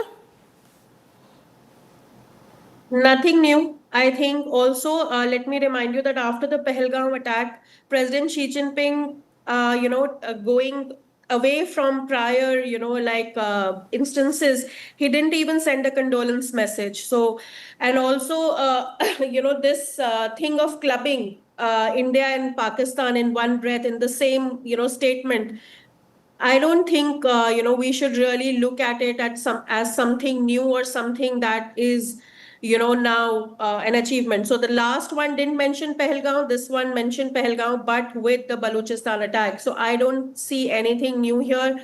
And again, like I said, SCO is giving platform to Pakistan, that India has been condemning again and again the terrorist attacks that we are having from Pakistan. So I don't see anything new here. Okay, let me bring in Professor Srikanth. I think on this issue, there is an incremental progress that we need to really watch for. But the proof of the pudding is in eating. So we need to see what the 1267 committee, the positions of Pakistan and China in regard to the cross-border terrorism. While it has been mentioned that there is a watering down of the resolution, joint statement, but we need to see how this is going to pan out in the 1267 committee of the United Nations Security Council, the Al-Qaeda committee. For instance, on Zakirul Rahman, Masood Azhar, and other terrorists based in Pakistan, China provided an indirect support by blocking the Indian suggestions for banning them or bringing into the 1267 committee. However, they have agreed after a series of 9 or 10 years of discussions with the Chinese. So there has been the Chinese acceptance of this, reluctantly though, but they have been able to do that. So I think it is an incremental progress, but we need to watch how it is going to affect the 1267 committee and the international actual campaign against terrorism. Will that be watered down as well as the Chinese did for 9 years on Masood Azhar and others? Or will there be real action in terms of the 1267 committee provisions regarding counter-terrorism? So there is, in the light of course, the Pakistan-US relations improving. I think this is a good beginning in terms of including Pahalgam in the statement. Yes. Previously, there was no mention about it. Yes, so this time the statement is, member states strongly condemn the terrorist attack in Pahalgam on April 22nd, 2025. It also goes on to say that member states strongly condemn terrorism in all its forms and manifestations, something that Prime Minister Modi spoke about in his address at the plenary. He also said, spoke about double standards, that there should be no double standards on terrorism. The SCO Declaration, which is the Tianjin Declaration, has said and stressed that double standards in the fight against terrorism are unacceptable. They have called on the international community to combat terrorism, including cross-border movement of terrorists. Geeta, yes, you have spoken about Jafar Express incident and Kuzdar of 21st May. But this condemnation with regards to Pahalgam, April 22nd, it has happened. I mean, most countries stood with India, barring China, who have gone on to say that this, Pahalgam terror attack must be condemned, something that Prime Minister spoke about today. He also spoke about it immediately after the Pahalgam terror attack. Now that it has been incorporated in the Tianjin Declaration, do you see this as a victory for India? Well, it's a significant one, Maria, but let's be very real. One is that China did not support India, supported Pakistan in the entire all through the operation, but China did condemn the Pahalgam terror attack, and very, very strongly so. Any kind of terrorist attack that takes place is condemned by China, but they did also very strongly condemn the Jafar Express attack. And who did? Then General and now Field Marshal Asim Munir. Who did he stand up and blame? Who did the Pakistani army spokesperson stand up and blame when that entire press conference took place? They squarely blamed India. And after officially blaming India, like India officially talks about how Pahalgam terror attack has been was Pakistan's doing, the SCO comes together to put that in the joint statement as well. So in a way, while we are looking at the fact that the Pahalgam terror attack has been recognized, condemned by all, which was anyway done by individually by every country, Jafar Express being there, again, a terror attack also goes to show that Pakistan has played that card of, I'm also a victim of terror, not realizing that we are not the ones who create the problems in Pakistan. It's Pakistan's own doing, because of which Pakistan today suffers. But they themselves have now started playing the victim card, and that is a problem for us. One more sentence in this Tianjin Declaration, Geeta, and Wayne. They further stated that perpetrators, organizers and sponsors of such attacks must be brought to justice. I remember what Prime Minister Modi said soon after the terror attack in Pahalgam on 22nd April. He had gone on to say that India will trace, track and neutralize every terrorist, their handlers and perpetrators to the end of the earth. Absolutely. And that is a message that was sent across all through. You see, SCO Declaration is not discussed during the leadership meeting. It is already discussed, detailed out by the officials who are working on the draft. And then there's a massive to and fro that goes on between the SCO Secretariat, the officials who are there, and the respective headquarters that are the capitals. So it was all decided on what needs to be there. And the Indian side very clearly spoke about no double standards and the need to combat terrorism. The Prime Minister and the Indian administration making it very clear that their intent is clear. Should India be attacked? And this is a change in how, and a shift, a huge shift in India's policy. Should India be attacked, that the country where those terrorists come from will have to suffer the consequences. Operation Sindoor was an example, and also a major statement in that policy shift that India has made. Never had India ever entered the Punjab since the war, but they did enter the Punjab in Pakistan and took out the terrorist infrastructure there. Pakistan may want to say what it does, but that's the message and that's what they wanted to be conveyed in this statement as well. But nothing new over here in terms of the conveying of this message against terrorism, Maria. Every SCO summit, every declaration has the intent on paper, penciled down, that they intend to fight terrorism and combat terrorism, that there should be no double standards. That's a standard line of China, in fact, rather than any other country, that there should be no double standards. Over here, condemnation has come in, but again, when it comes to real action, we do know that individual countries will carry their own country interests rather than the bloc. Therefore, SCO still is far from being a cohesive bloc where everybody is aligned. Okay. Far from being a cohesive bloc where everybody is aligned. Ambassador Sood, we certainly did not expect Pakistan to be aligned with India. Quite right. But I think, as Geeta pointed out, that this is the universal condemnation of terrorism is nothing new. In fact, SCO has had the grouping of the subgroup of RATs, the regional anti-terrorism thing, where we have joint exercises where Pakistan is also involved. So what does that mean? I think the key point that you seem to be losing in this is the fact that both Pakistan and India are treated at par. I mean, if this program was taking place on a Pakistani news channel, then I'm afraid they would all be celebrating the fact that the terror attack in Pakistan has been included in the same manner in which Pahalgam has been included. So they would be calling it a victory for Shahbaz Sharif. So I don't think we should get carried away merely because Pahalgam has been mentioned. The fact is that both have been mentioned, and that both, in our view, Pakistan is the perpetrator. We are the victim. And so in that sense, I don't see that we have scored any significant victory, or there is that alignment or anything like that. And if I go back to Op Sindoor, which you referred to in the beginning, I think not just China, but you also had Turkish leader there. And we know the role that Turkey played in providing drones. We also had the Azerbaijan leader there, and we saw the statements that came out of Azerbaijan.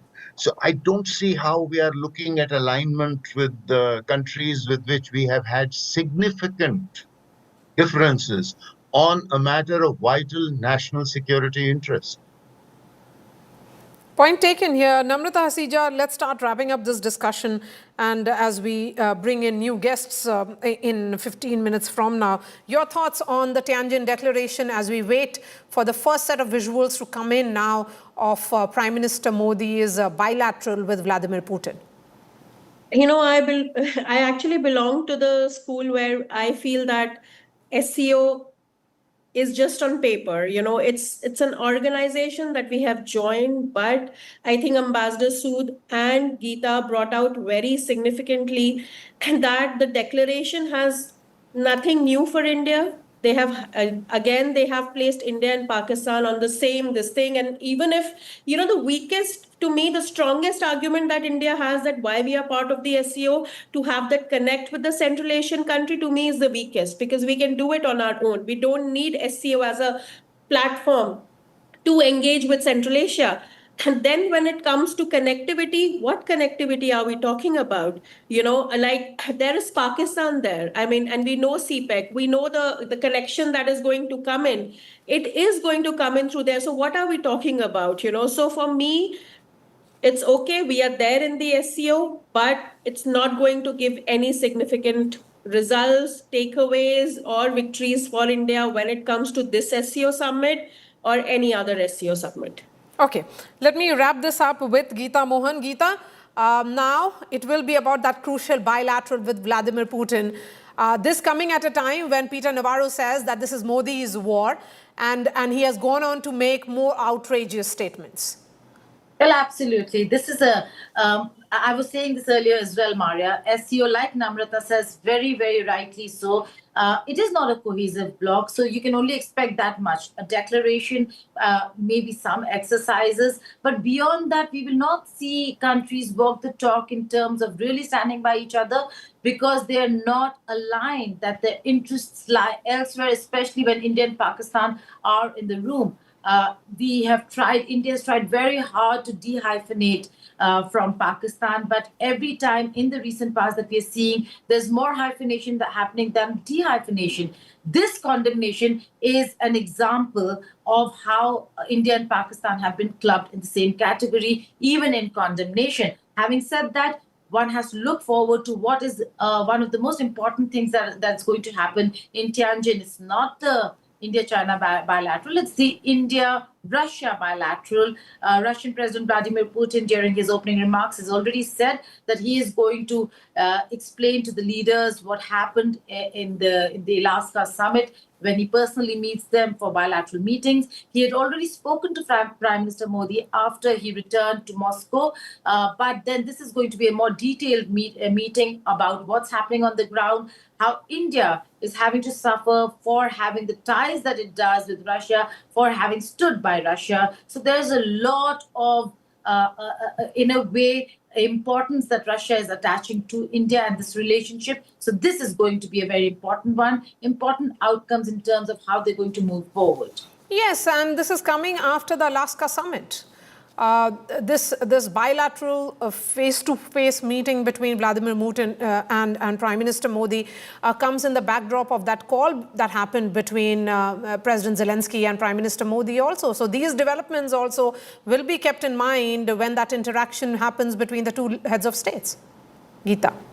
Absolutely. All of this will be kept in mind, Maria. Every geopolitical maneuvering and move that we've seen in the recent past, whether if it is Donald Trump and his actions against India, the kind of statements that we're seeing from White House, the kind of statements that have been made against or for Russia, Europe's involvement in Ukraine war, and how India did help. Okay, Geeta, hold on to your thoughts, because we have the first set of picture, which is actually showing that President Putin and Prime Minister Modi have traveled in the same car to their destination, to the destination of their bilateral meeting. We have that image, Geeta. Go ahead, complete your point, and then I'll put that image on our television screens. Okay, so the meeting that is going to take place is not going to take place at the SCO Summit venue. Yes.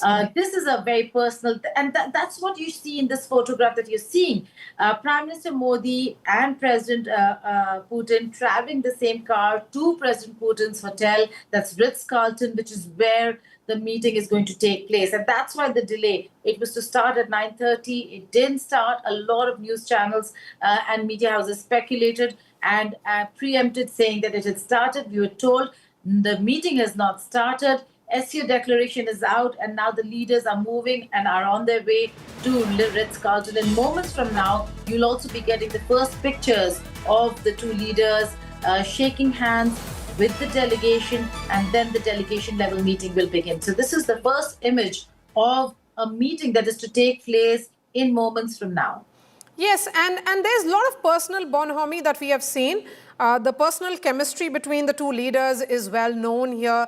Geeta, we have that image on our screens. Let's go full frame with that picture that we have now of Prime Minister Modi and Russian President Vladimir Putin, who are now traveling in the same car to the destination of their bilateral meeting. This bilateral meeting is of very important nature, given how significant it is, given the backdrop of India being punished, punitive tariffs, almost 25% being imposed on India because India bought crude oil from Russia. Prime Minister Modi essentially highlighting, the two leaders choosing to highlight and tell the West that this is an all-weather friendship here, Geeta, a friendship which has weathered many storms, and how Russia and India have stood firmly with each other. Well, on a lighter note, Maria, it's like the two leaders are carpooling, saying, okay, we have to go to the same destination, might as well sit in one car. And that's a good way of analyzing it, actually. And they're headed to Ritz-Carlton, which is where they're going to hold that meeting. But this picture was taken just moments ago. So in some time, you will be seeing the first pictures come of the big meeting between President Putin and Prime Minister Narendra Modi. This is significant. It's going to be a very important one, like I have been saying it, because this comes after all the backlash that India has received from the White House, from President Trump, for having bought Russian oil at the time when Russia really needed a friend. India stood by Russia, India stood by President Putin. So, yeah, we'll have to wait and see what comes of this meeting and how they're looking at resolving this entire crisis. One important way of resolving the crisis, Maria, again, would be if President Putin and President Zelensky come to the talking table, negotiate terms and conditions, and find peace, lasting peace, not temporary ceasefire, because that's the only way that President Trump will then have the honor of having actually mediated a peace between two countries rather than the one that he claims to have, which is India-Pakistan. But he'd actually have the honor of having mediated peace between two very important and countries that have been fighting for a very, very long time. This war did not begin with the operation or the invasion of Russia into Ukraine recently. It is long before that when America continued meddling in Ukraine and Russia affairs. The NATO card that was that always was dangled to Ukraine, and now Russia and Ukraine realizing that they're never going to be a part of NATO, and Russia making that a clear red line. Trump, the United States of America, accepting it rather than pushing Ukraine into that war, into that conflict that U.S. always did for decades. Yes. So the immediate resolution would be, and a sigh of relief for India would be, if Putin and Zelensky can find peace, because that certainly will change how the geopolitical dynamics are working today. White House will look at Russia very differently. Engagements will begin again. Maybe some of the sanctions will be off, and Russia and India will not have to go through this entire rigmarole of what percentage of tariff now against India. Yes, and India-Russia ties, remember, have been marked by deep, enduring partnership across defense, energy, economics, and diplomatic spheres, which have been underpinned by strong historical and strategic cooperation. And that is something which is on display here in that image which has come in now. Let me bring in Gaurav Sawant. Gaurav, it's been a partnership, dialogue, an equation, a relationship of decades, something that we see play out between Prime Minister Modi and Vladimir Putin, even as they carpool to the destination of the meeting. So it's at a super luxury five-star hotel here in Tianjin, the Ritz-Carlton, where the Russian president is staying, where this meeting is taking place. But the fact that the two left together and left in the same car is a very important signal. The warm hug that you and I were talking about when President Putin and Prime Minister Narendra Modi met and they walked hand in hand together. So, you know, there are many signals here that both India and Russia together are sending out to those who say this is Modi's war and why isn't Modi he's a good guy, and you know, that patronizing attitude of those close to the White House, Peter Navarro et al., you know, when they say that he's a good guy, but why is he friends with Putin, or why is he friends with the dictator? This is India's response to those people, that we don't need Western validation on who our friends are and who are friends who've actually stood by India through thick and thin. The Russian-Indian partnership, and I'm not even taking you back to 1971 when the Americans sent in the 7th Fleet and the Russian fleet then came in India's defense, or the two divisions incursions that Russians had on China's northern borders at that point of time in the 1970s. I'm not even going back into history, or 1999 when Russian T-90 tanks were taken out of the Russian army inventory and sent to India post-Kargil, when there was anticipation or apprehension that the war could escalate to another sector and India wanted a mightier armor thrust. But this is a relationship that's withstood the test of time. The fact that India is a nuclear submarine operating country, INS Chakra first came from Russia. The technology, the kind of technology Russia has shared with India, no other country is willing to share that kind of technology with India. The BrahMos supersonic cruise missile, that was a game changer in Operation Sindoor, or the S-400, though it's a missile defense shield, it was used in an offensive role to bring down a Pakistani AWACS some 324 kilometers deep inside Pakistan. All of that show how India and Russia operate so closely together, and it's a friendship that's withstood the test of time. And this is a signal both from Prime Minister Narendra Modi and from Russian President Vladimir Putin. Not only do they walk hand in hand, they drive together to the same hotel in the same car, and then the meeting that will take place at the Ritz-Carlton. So many, many important signals here for those who want to pontificate, and if they want to escalate further, they may feel free to do so. But India does not kowtow either to the west or to the east. India stands firm is the message that India is sending out. Let's discuss the sectors of cooperation between the two nations. India is the largest recipient of Russian arms, including advanced platforms like the BrahMos missile and the S-400 system. Over 50% of India's military platforms are of Russian origin, and joint production continues under Make in India initiatives when it is about nuclear and energy collaboration, from Soviet-era industrial help to ongoing civil nuclear projects, which is essentially 6 plants in Tamil Nadu, and discounted oil imports. It's the oil issue which has been the sticking point between India and United States. And discounted oil imports, over 40% of India's oil imports come from Russia. That is a figure as of 2024. In terms of trade, the bilateral trade reached $65.7 billion in financial year 24, with ambitious goals to hit $100 billion by 2030. That's how we are looking at it, Gaurav. And the exports between the two nations include pharmaceuticals and machinery. Key imports are oil, fertilizers and minerals. Standing together, exchanging messages. So when you look at bilateral trade, sadly, India-Russia bilateral trade is not what it should be. India's imports are more, as you pointed out, it was 40% in 2024, is currently between 32 to 35% in 2025, because there is a little reduction and there are no sanctions on Russian oil. Please keep this in mind. Russian oil, is capped at $60 a barrel. India is, I think, was getting it around $40 or $45 a barrel. So that was where India was, according to the Americans, making a killing and then refining it and exporting it. So India's imports from Russia are much higher. Oil, one part of it, heavy military equipment, the other part of it, whether you talk about, the S-400 system, 39,000 crore rupee deal for 5 S-400 systems. And I believe now India is looking at even more. But India's exports to Russia are very small. And that is where India needs to export a lot more to Russia. That is what India is exploring.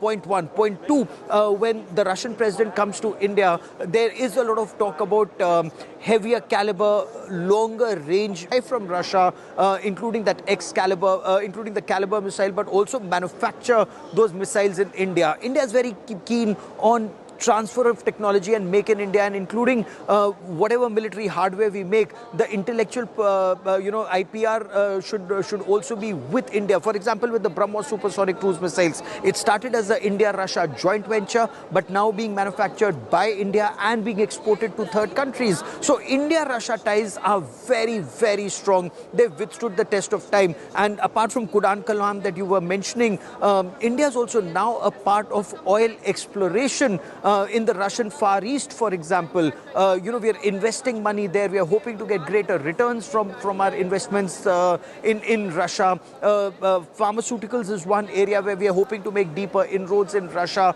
Hospitality and hospitals is another area where Russia-India cooperation is likely to increase. There are avenues. We are hoping that the markets will open a little more. So yes, this is a friendship which has withstood the test of time, and no pressure from America. I mean, analysts in India are surprised that America mounted the kind of pressure Donald Trump did, because they know this is one relationship that India will not turn its back to.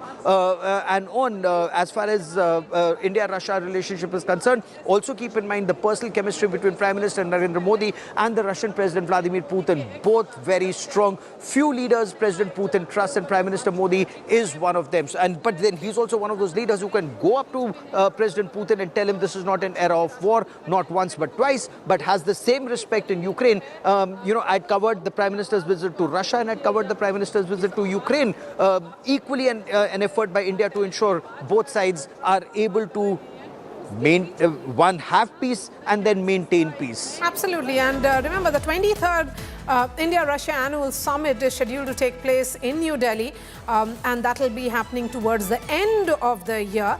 The message certainly is of greater cooperation. It's about strategic partnership and how both nations have benefited out of it.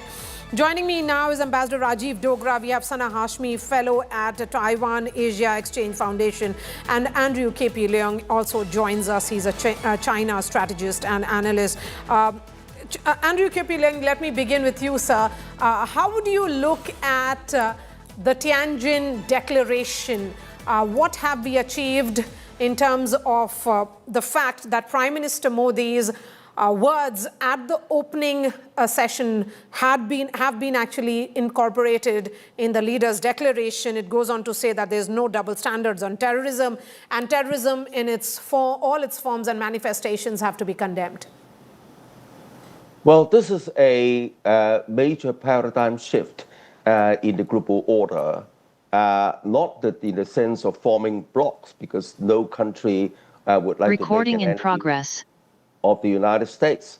But the world order, which has existed since the end of the Second World War, led by a benign United States hegemony, benign in the sense that it's catering to the respecting the sovereignty of other countries, also helping to various extent the development of poorer nations.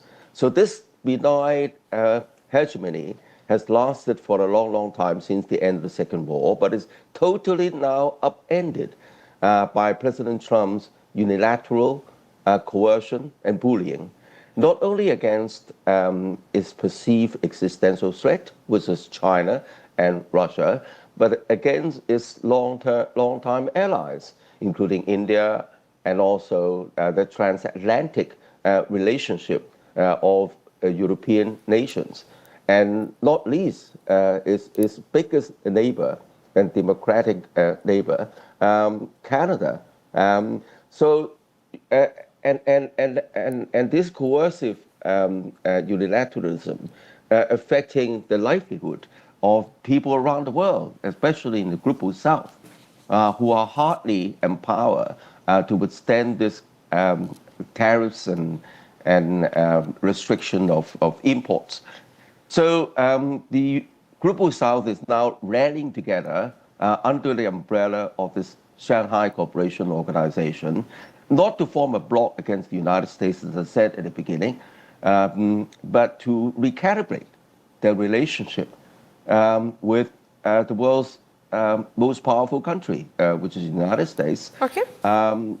Not to form a bloc, but to seek ways to cooperate with one another amongst countries in the Global South for a more peaceful, cooperative, and more prosperous a kind of environment, and especially in response to global challenges like climate change, terrorism, and development opportunities. But that's what's happening. And the SCO now, again, is very different from the SCO, say, even a couple of years earlier, because the SCO now consists of all the key players in the Global South, countries which have powerful countries which have recently joined. And that includes, because the SCO was formed and led originally by Russia, China, along with the landlocked countries in Central Asia. But now it's included countries in the so-called middle corridor. The middle corridor is a conduit of infrastructural development linking Central Asia with China and then with Europe through the countries like Azerbaijan and Armenia, bypassing the troubled spots in Russia, and also includes Turkey, Egypt, and above all, I mean, powerful, rich countries in the Middle East, Saudi Arabia, Qatar, UAE, Bahrain, Kuwait, and additional countries in Asia, including Cambodia. So you can see that all the key players in the Global South are now rallying under the umbrella of the Shanghai Cooperation Organization. Okay, let me bring in Ambassador Dogra. Ambassador Dogra, in terms of optics and also in terms of substantive outcomes, do you think that this Tianjin SCO will be seen as a turning point? Well, thank you, Maria. Let me start with the car ride between Mr. Putin and Mr. Modi. Two thoughts crossed my mind. One, I hope soon in future, since we manufacture so many cars ourselves in India, that the next time Mr. Putin comes here, which is in December, hopefully, he will ride in one of our own cars with Mr. Modi. The second thought connected to it is that hopefully one day will come when she will ride the same car with Mr. Modi, because that will really be the turning point that you are referring to in terms of SCO. Now, coming to SCO and its turning points, in fact, SCO has gone in through a number of incarnations and reincarnations. It started not just as SCO, it started as Shanghai 5 in 1990s, because China had territorial issues to sort out with 4 Central Asian countries. That's why Shanghai 5. Then in 2000, before 2000, when China started having issues of terrorism, especially from Uyghurs, then it expanded that Shanghai 5 and transformed it into SCO, principally on the issue of how to tackle terrorism. Later on, and as I was telling another channel, in 2002, I started the initiative in India that we must become a member of SCO, because this is one forum which gives a meeting of minds and an opportunity for leadership to meet regularly on an annual basis and sometimes even more. And I'm glad that fructified, and finally in 2017 we joined. Today there are 10 members of SCO, and in all, including the guests, 20 were present in China. Another remarkable thing is how the world has changed since you started with transformations and changes. The UN Secretary General was also there. Did anyone even notice him? That's an interesting point, sir. We seem to have all missed that.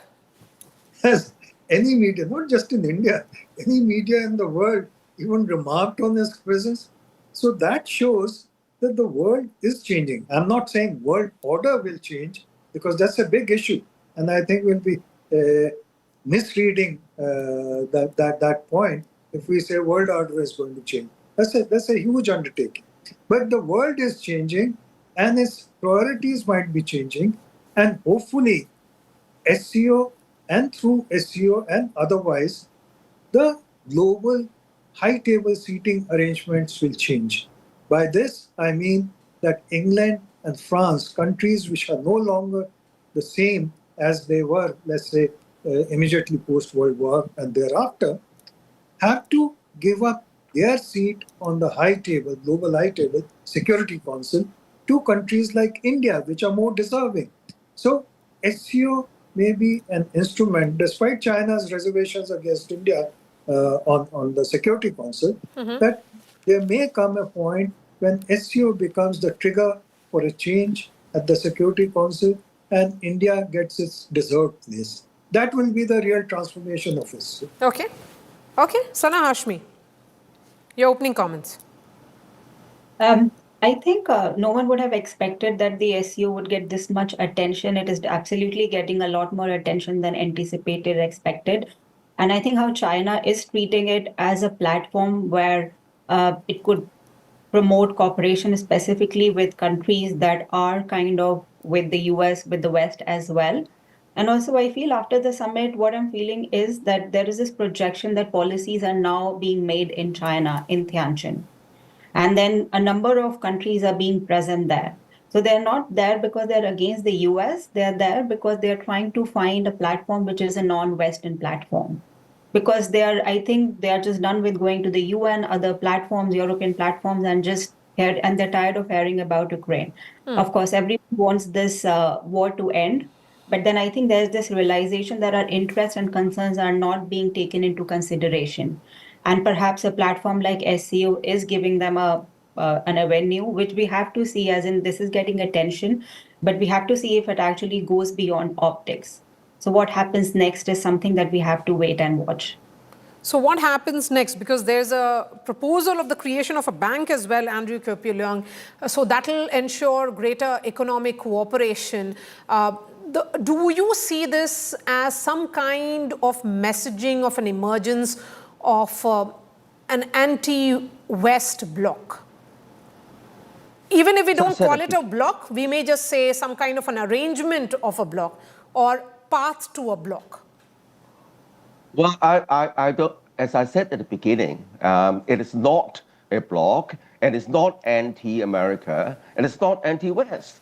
It is the recalibration of relationship, because the idea of bloc is totally out of date. And as I said in another forum, in international relations, there is no such thing as permanent friendship. Friendships, yeah. There is only permanent interests. So interests are shifting. The world is shifting. Again, relationships are shifting. And as I said, no country would like to make an enemy of the United States. And both China and India would like to continue to trade with the European Union, for example, which is the West. So I don't think it's anti-West, and I don't think it's anti-America as well, but it's a recalibration of relationship with the world's superpower, the most powerful superpower, which is proving to be much less reliable and extremely unpredictable. So that's the recalibration of relationship, and also the recalibration of relationship between members of the Global South, including India and China. And don't forget that both countries still are deeply divided over territory. I mean, the division is so deep that you can say that it's a mountain of differences between them, like the Himalaya.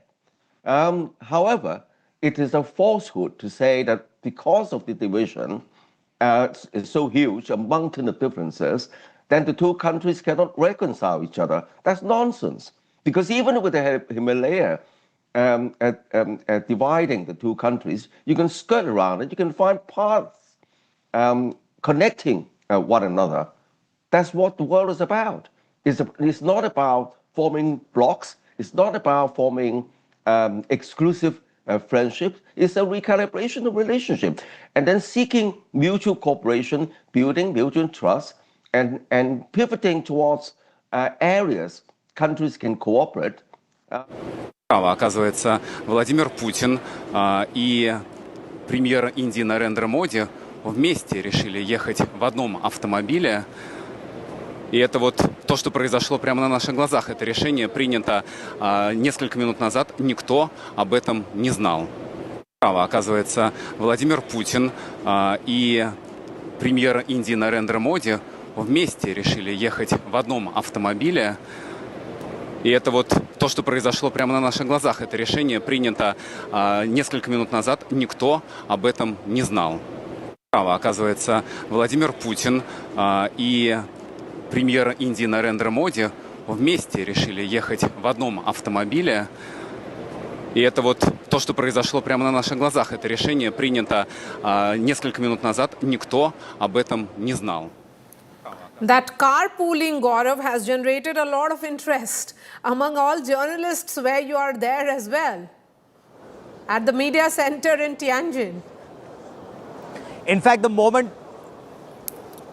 this picture came, this was the most widely circulated picture, the second most widely circulated picture after that picture of Prime Minister Narendra Modi, Chinese President Xi Jinping and the Russian President Vladimir Putin together earlier in the morning. So there are two pictures that will make global headlines, this even more than the other. The carpool, both of them traveling together to the Ritz-Carlton.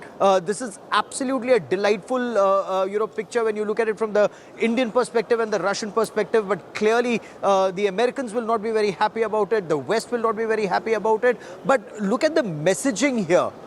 India's message is very clear that India and Russia, they remain friends. The Prime Minister has just taken to social media platform X to send out that message that discussions with President Putin are always insightful, and the two are able to carry very long conversations. Ambassador Dogra, will bear us out. 5 hours plus is when the two spoke one-on-one with just their interpreter in Moscow, and that conversation continued, quite late into the night in Moscow, and it was quite cold that time. Again, his conversation with President Volodymyr Zelensky in Kiev the very next month, that too, was long. The Prime Minister had put an arm around President Zelensky. He hoped all the loss of life and trauma would end soon, but that can only happen through dialogue when there's bilateral dialogue with no intervention, because the Russian President is very clear. They had almost reached a ceasefire. It was only the Europeans who intervened, the British in particular, when the war started, that started in 2022, is continuing till this month in 2025, August of 2025. So the situation, as far as the Russians are concerned, they are winning. They control 1/5 of Ukrainian territory. When the war started, they had Donetsk and Luhansk, 85% of it. Now they have the entire Donbass region. They have Zaporozhye and they have Kherson, and they are in control of the nuclear power plant, and they're making inroads in other parts, including parts of Kharkiv towards the east in Ukraine. And this just goes on to show that Russia has no reason to stop this unless Ukraine wants peace without outside interference. And perhaps that's one of the important conversations that may well happen today, because the Prime Minister has a message from President Zelensky to deliver to President Putin. Yes, he has a message. And President Zelensky actually spoke about it as well.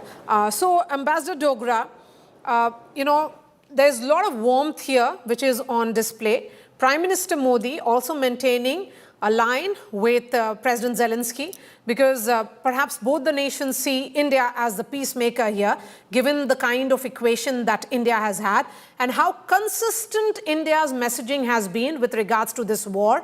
India has been speaking about that this is not an era of war. The famous statement in Samarkand, which was reiterated by Dr. S. Jaishankar at the UNGA meet. Then the Leaders' Declaration of G20 in Bali, which was again part of the Leaders' Declaration in G20 New Delhi.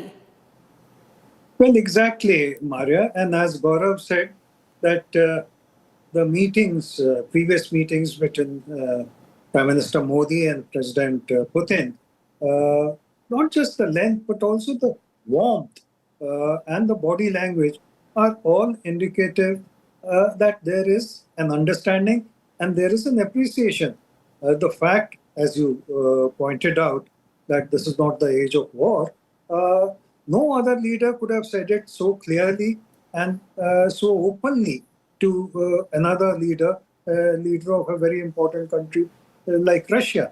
The other thing is that it is the intentions which count. Prime Minister Modi's intentions, or let's say India's intentions, are honorable. We are not seeking peace between Russia and Ukraine in order to get the Nobel Prize. we are advocating peace for the sake of people of Russia and Ukraine. And as Gaurav mentioned earlier, 3 years back, this war could have stopped. But for Boris Johnson and Zelensky, they were the ones who were the roadblocks who tore up the agreement which had been reached. So now it is up to Zelensky to step back a little from his high horse and to think in terms of extending a hand of understanding and also a good intention of peace. But he has to now not depend too much on provocations from West, particularly France, that he should carry on his campaign against Russia. So the responsibility is also of Zelensky. Let me also add another thought to our conversation. Just imagine if an American leader was in place of Putin in a war like this. Would he have shown the same level of patience and tolerance as Putin has shown? Putin, after all, has the greatest number of nuclear bombs in the world. An American leader like Trump would have reached for the bomb within 4 or 5 months of the war starting.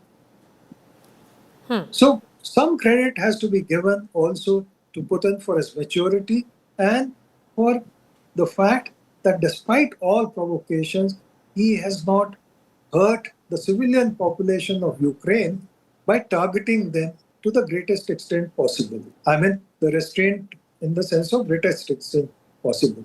So let's hope this conversation between Prime Minister Modi and President Putin leads to some kind of an opening in terms of peace and ceasefire. But there are more important things that they have on their plate.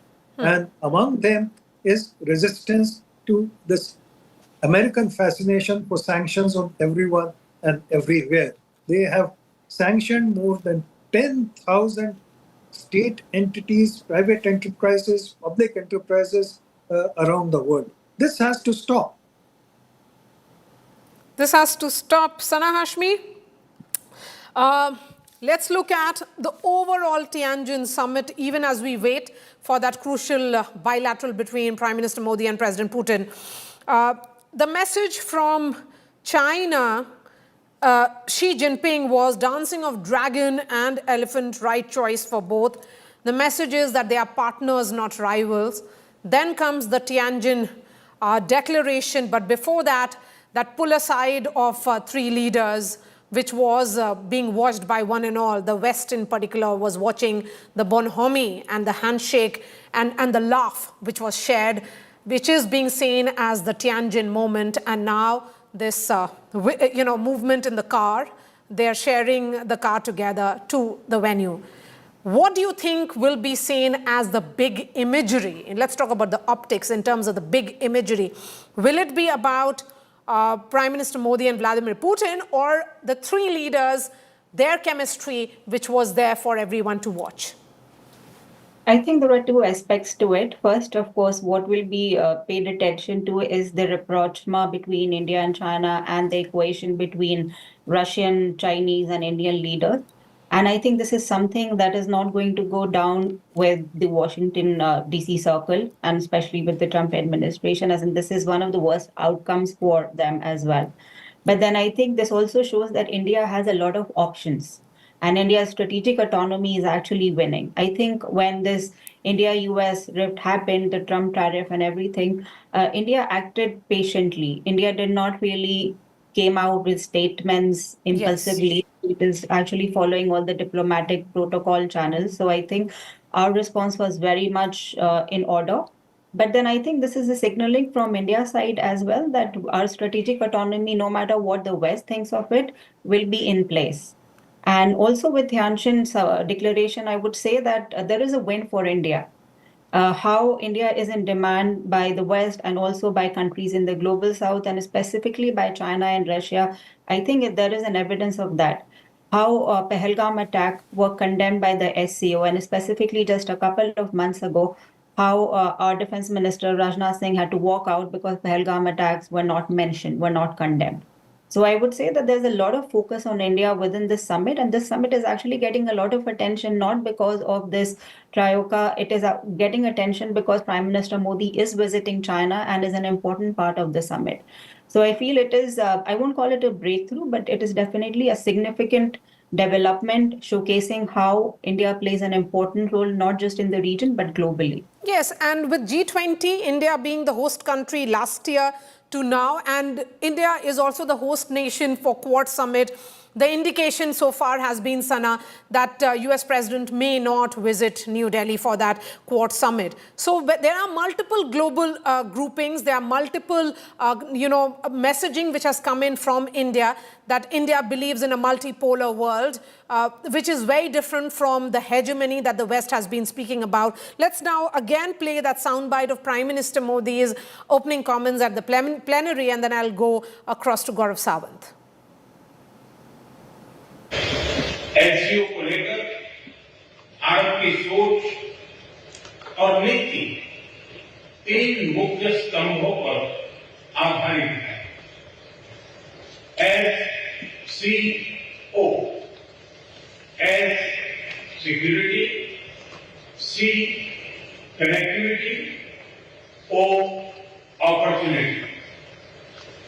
पहले स्तंभ S यानी security के संदर्भ में मैं कहना चाहता हूं कि सुरक्षा, शांति और स्थिरता किसी भी देश के विकास का आधार है, किंतु इस मार्ग में आतंकवाद, अलगाववाद और अतिवाद बड़ी चुनौतियां हैं। आतंकवाद सिर्फ किसी देश की सुरक्षा ही नहीं, बल्कि पूरी मानवता के लिए एक साझा चुनौती है। कोई देश, कोई समाज, कोई नागरिक अपने आप को इससे सुरक्षित नहीं समझ सकता। इसलिए आतंकवाद से लड़ाई में भारत ने एकजुटता पर बल दिया। इसमें एससीओ रेट्स की बहुत महत्वपूर्ण भूमिका रही। इस वर्ष भारत ने जॉइंट इंफॉर्मेशन ऑपरेशन को लीड करते हुए अल-कायदा और इससे जुड़े आतंकी संगठनों से लड़ने का इनिशिएटिव किया। हमने रेडिकलाइजेशन के विरुद्ध समन्वय बढ़ाने और मिलकर कदम उठाने का भी प्रस्ताव रखा। टेरर फाइनेंसिंग के खिलाफ आवाज उठाई। इसमें मेरे समर्थन के लिए मैं आभार व्यक्त करता हूं। एक्सेलेंसी, भारत पिछले 4 दशकों से निर्मम आतंकवाद का दंश झेल रहा है। कितनी ही माताओं ने अपने बच्चे खोए और कितने बच्चे अनाथ हुए। हाल ही में हमने पहलगाम में टेररिज्म का बहुत ही घिनौना रूप देखा। इस दुख की घड़ी में जो मित्र देश हमारे साथ खड़े रहे, मैं उनका आभार व्यक्त करता हूं। यह हमला केवल भारत की अंतरात्मा पर भी आघात नहीं था, यह मानवता में विश्वास रखने वाले हर देश, हर व्यक्ति को खुली चुनौती थी।